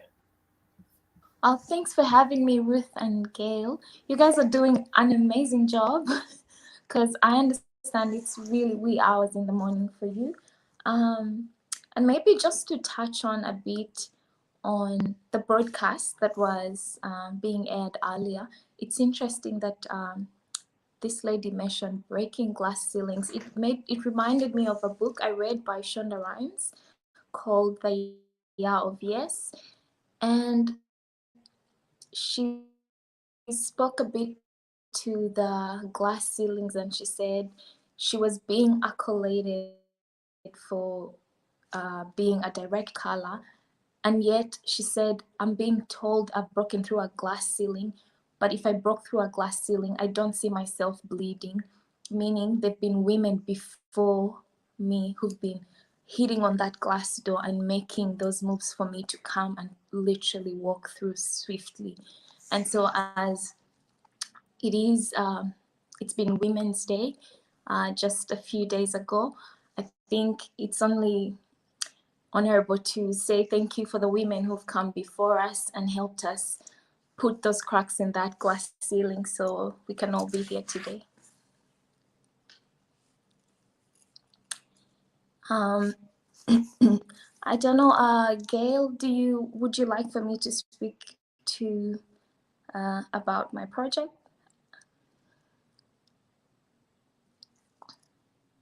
Hello? I think you can go ahead with what you have prepared for us. Yes. So maybe that leads us to just sharing. Some questions were shared with me about the reason why I started and probably when I started. So the reason why I started is, it's interesting. I listened to this song by Stevie Wonder. And this song by Stevie Wonder, it's a bit of the quiet songs on the album. And the song is titled 10 Billion Hearts. And the words in that song go something like, if 10 billion hearts would join their love, free would be all nations and joy we needn't borrow. If 10 billion hearts would join their love, join their love. And so I really loved this song and I wondered, how can I carry this song with me? And that's how I ended up founding the 10 Billion Hearts Foundation. And literally named it the name to that song, because to me it was an extension of having love and extending it and sharing it. Because again, if we do share and extend our love to one another, there would literally be no world starvation and lack, because again, we live in a world due to systemic failures where some have way too much and others are barely having anything to live by. And so with the power of giving, which is the theme for this summit, the Herstory Summit, I found myself beginning that way. And when I founded the foundation, I really did want to contribute to the space of inclusive education. And as I went deep in that, it also led me towards farming. Somewhere along the way, I read that rabbits are good for animal-assisted therapy. And so I started a rabbit farm to learn about rabbits, and then extended to studying a herbal farm that produces and packages herbs and spices. So that aspect of 10 Billion Hearts Foundation was called the Billion Hearts Farmhouse. And the aspect of the school was called the Billion Hearts Academy. And so the idea with the Billion Hearts Academy, it's still a work in progress, but potentially in July, I hope that we will start a community library, and which can support children with a disability within Uganda, where I'm from. And so it's really a story, it's a journey, and I'm excited to see where this goes and how far it has come. And it's interesting to realize that because of the foundation, I started realizing how little I knew about inclusive education.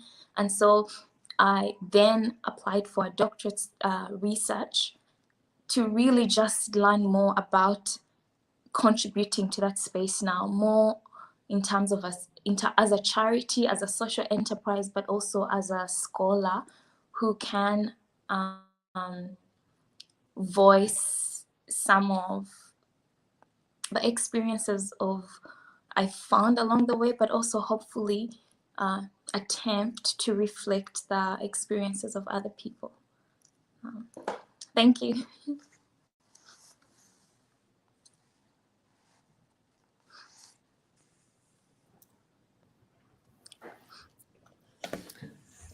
I am curious. There's a few things that you've done that was super awesome, and I'm gonna get there just now. A rabbit farm. Yes. And how many rabbits do you currently have? Well, to be honest, like, let's just say I started with maybe not so many, 15 rabbits, and went down a rabbit hole, literally. And so pretty much there are about 400, 500 rabbits now on that farm. Wow. And it's interesting to say, I don't know how much time we have, but on a good day, you'll see my face light up when I'm chatting about rabbits. We could talk all day about rabbits. I think rabbits are so underrated. And currently, one of the projects I'm really championing is the Bunny Hat campaign, where I hope to eventually travel back home to Uganda, hopefully sometime this year, and try to introduce this concept of rabbit farming to schools, supporting children in underserved communities. And I find rabbits are such a full cycle. They contribute to so much. And pretty much rabbits is, I don't know, rabbits is everything. Okay, so tell me what happens at the farm? So what happens at the farm? I do have support. It's a team of 3 people at the moment. So what happens at the farm? On a normal day, there's some cleaning that happens. Rabbits are a very clean type of meat. So what I found with rabbits is that you're better off preventing any illness rather than getting all these drugs into them. And that's why rabbits is really a clean type of meat, pretty much the cleanest. And from what I hear, when the Queen of England was asked, why she how she's managed to age so gracefully. And she literally said she only eats rabbit meat. So there's a huge endorsement. um, yeah, and so when it comes to rabbits, cleanness is everything. So again, the cleaning is so important in the farm to prevent any illnesses. So you want to do any prevention rather than treatments when it comes to rabbits. And again, that leads to being a very clean type of meat. So some cleaning happens, then a lot of feeding. I've kind of dipped my toes now into feed production within the rabbit industry to make it a really full cycle, and see how to then extend that knowledge to other people, really. Because I find rabbits, the rate at which they change both meat to food to meat is very environmentally friendly. And in addition to that, um, they're very giving and receiving of affection. So I've had my nieces and nephews who do not want to get out of the rabbit house. They don't want to leave because they've got their friends in there. And so they're really giving and receiving of affection. And I'm not sure if I answered your question because I feel like I could go on and on. But yeah, our rabbits, we could really talk all day about them. And I can listen to you for days because you're the I first know. person that I have met that is farming with rabbits. I mean, Yeah. the last fascinating one I've got was somebody farming with bees. So I would gladly listen. Maybe if you can tell me maybe one more interesting thing about the rabbits. Yeah, so maybe I'll touch on, because I'm very interested and committed to contributing to inclusive education. And again, part of that was realizing that rabbits are good for animal assisted therapy for children who may have special needs. And one of the other animals that's really good for that is horses. But again, depending on the resources available to someone, you find that rabbits are more achievable than a horse in terms of space, but also in terms of upkeep. And so then that's another box to tick with the rabbits. So our rabbits are, because they're very giving and receiving of affection, they are amazing pets. They are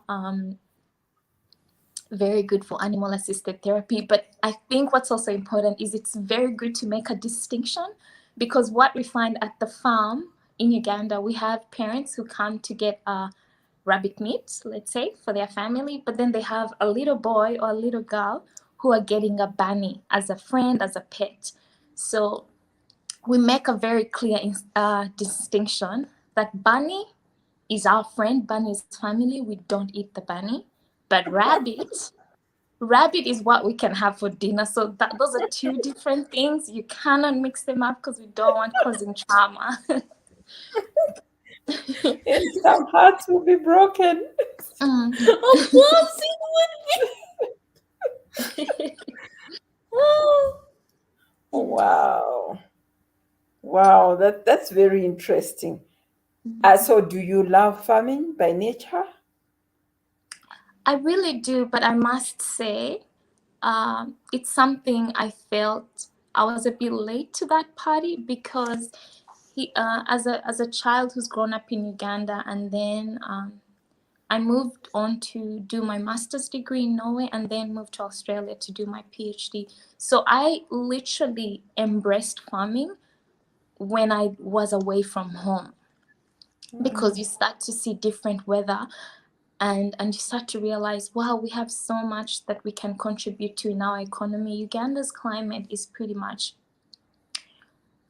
summer all year, to be honest. And so you grow up around this and you take it for granted. And also in Uganda, it's quite common that your parents try to give you an education, but then the idea then, depending on what the social conditioning around you, is to distance yourself from, let's say, agriculture, because maybe your parents feel like, okay, maybe it won't pay enough. But really, as you start to grow up, you start to appreciate that it's a holistic approach, and we are one with nature. And so I started dipping my toes into agriculture after literally being away from home for over 5 years. And I really now appreciate that this is a gift, and I have to be one with it. And as I learn, I'm very keen on sharing my learnings. Yes, what would also be interesting is so when these kids, the disabled kids, then play with the rabbits, or they spend time with the rabbits, how does that help with them? I think especially their mental state Mhm. and their outlook or attitudes. Probably that will be very interesting to understand. Yeah, I think it is. And it's interesting that you say that, because in addition to children who may have special needs, children in general, it's important for them to grow up embracing that part of our ecosystem.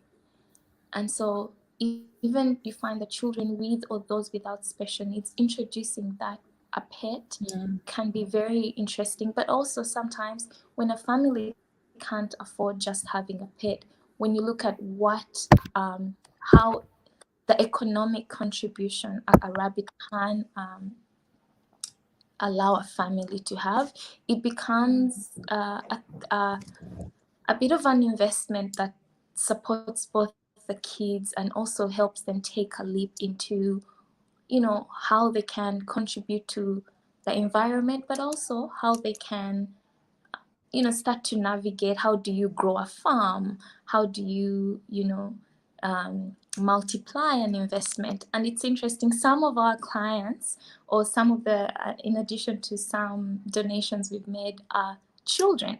I've had a little boy come up, and that this is when I was away from home, when I was in Australia. My mom shared this beautiful story with me of this little boy came to the farm and said, I have a friend of mine who identified for me that there are really good rabbits here, because they're kind of exotic and they're quite long.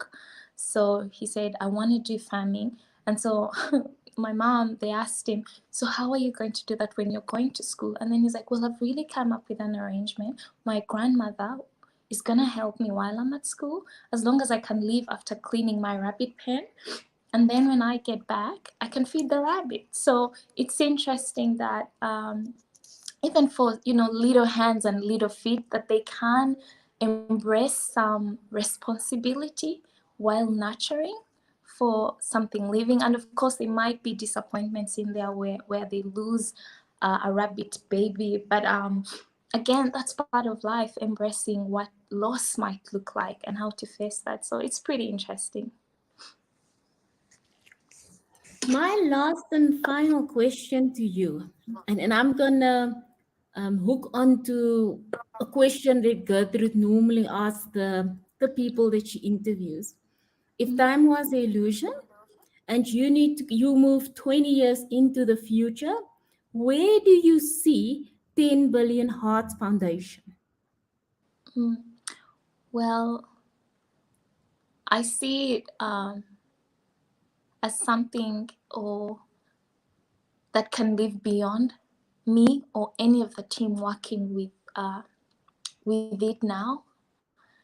And I want for so many people to identify with it. And the interesting thing about the name 10 Billion Hearts is currently the world population is around 7 billion, and pretty much kind of estimated to be at 10 billion around 2050. It's not a fact, but potentially. So it's interesting that the name 10 Billion Hearts is realizing that we can start something that so many other people can identify with. Hopefully 10 billion people, who knows? Let it be as you wish. Thank you. Wow. I love your story. Keep us updated. Oh, definitely. Thanks for having me. So how often do you travel back home? Well, I think because of COVID, not quite. So I'm just really hoping that that could happen in sometime this year, possibly, July or August. Because Okay. we have plans. We have a lot Oh, of I big can plans. imagine. Yeah. Nice. Well, And well maybe done. one last thing I'll share about myself is I really love teas. I think about tea. I look forward to tea. I miss tea. And again, this what leaped into the teas is we were now using the rabbit manure to fertilize the tea farm. And so Okay. when you do check out 10 Billion Hearts, we do have a tea farm and a little production where we do herbal teas and herbal spices. And some of these I've come up with on my own, and some was after realizing what I was buying sometimes in the supermarket is so completely different from what, let's say, ginger that's made at home. And so, yeah, so it's rabbits and then tea bags. And so who knows where this will take us. Yeah, who knows? Mm. Wow, beautiful journey there. Beautiful story too. Thank you so much, Rebecca, for coming through and teaching us some new stuff. I'm definitely going to go read up more about rabbits and definitely more about 10 Billion Hearts Foundation. It was really an awesome pleasure to have you. Thank you so much for having me, Gail, and thank you for having me, Ruth. You guys are doing a great job because I understand it's wee hours in the morning. So great job, guys. Thank you. Thank you. I was telling Gail that I'm wilting. I, Yeah. I, I I'm tired, and it's nearly 2 a.m. So are we You gonna do. play another video, Gail, or we closing off with Rebecca's? I think we can wrap up with Rebecca's. Yeah, I think so too. So thank you everyone for joining us. Thank you for being part of our tribe. To all the speakers, thank you so much. Rebecca and Mary, who were our live presenters, thank you so much for coming into the studio. And we'll see you tomorrow, same place, same time, on Herstory International Women's Month online site. Goodbye, everyone. Bye, Gail. Bye, Bye. Rebecca. Bye. Bye-bye.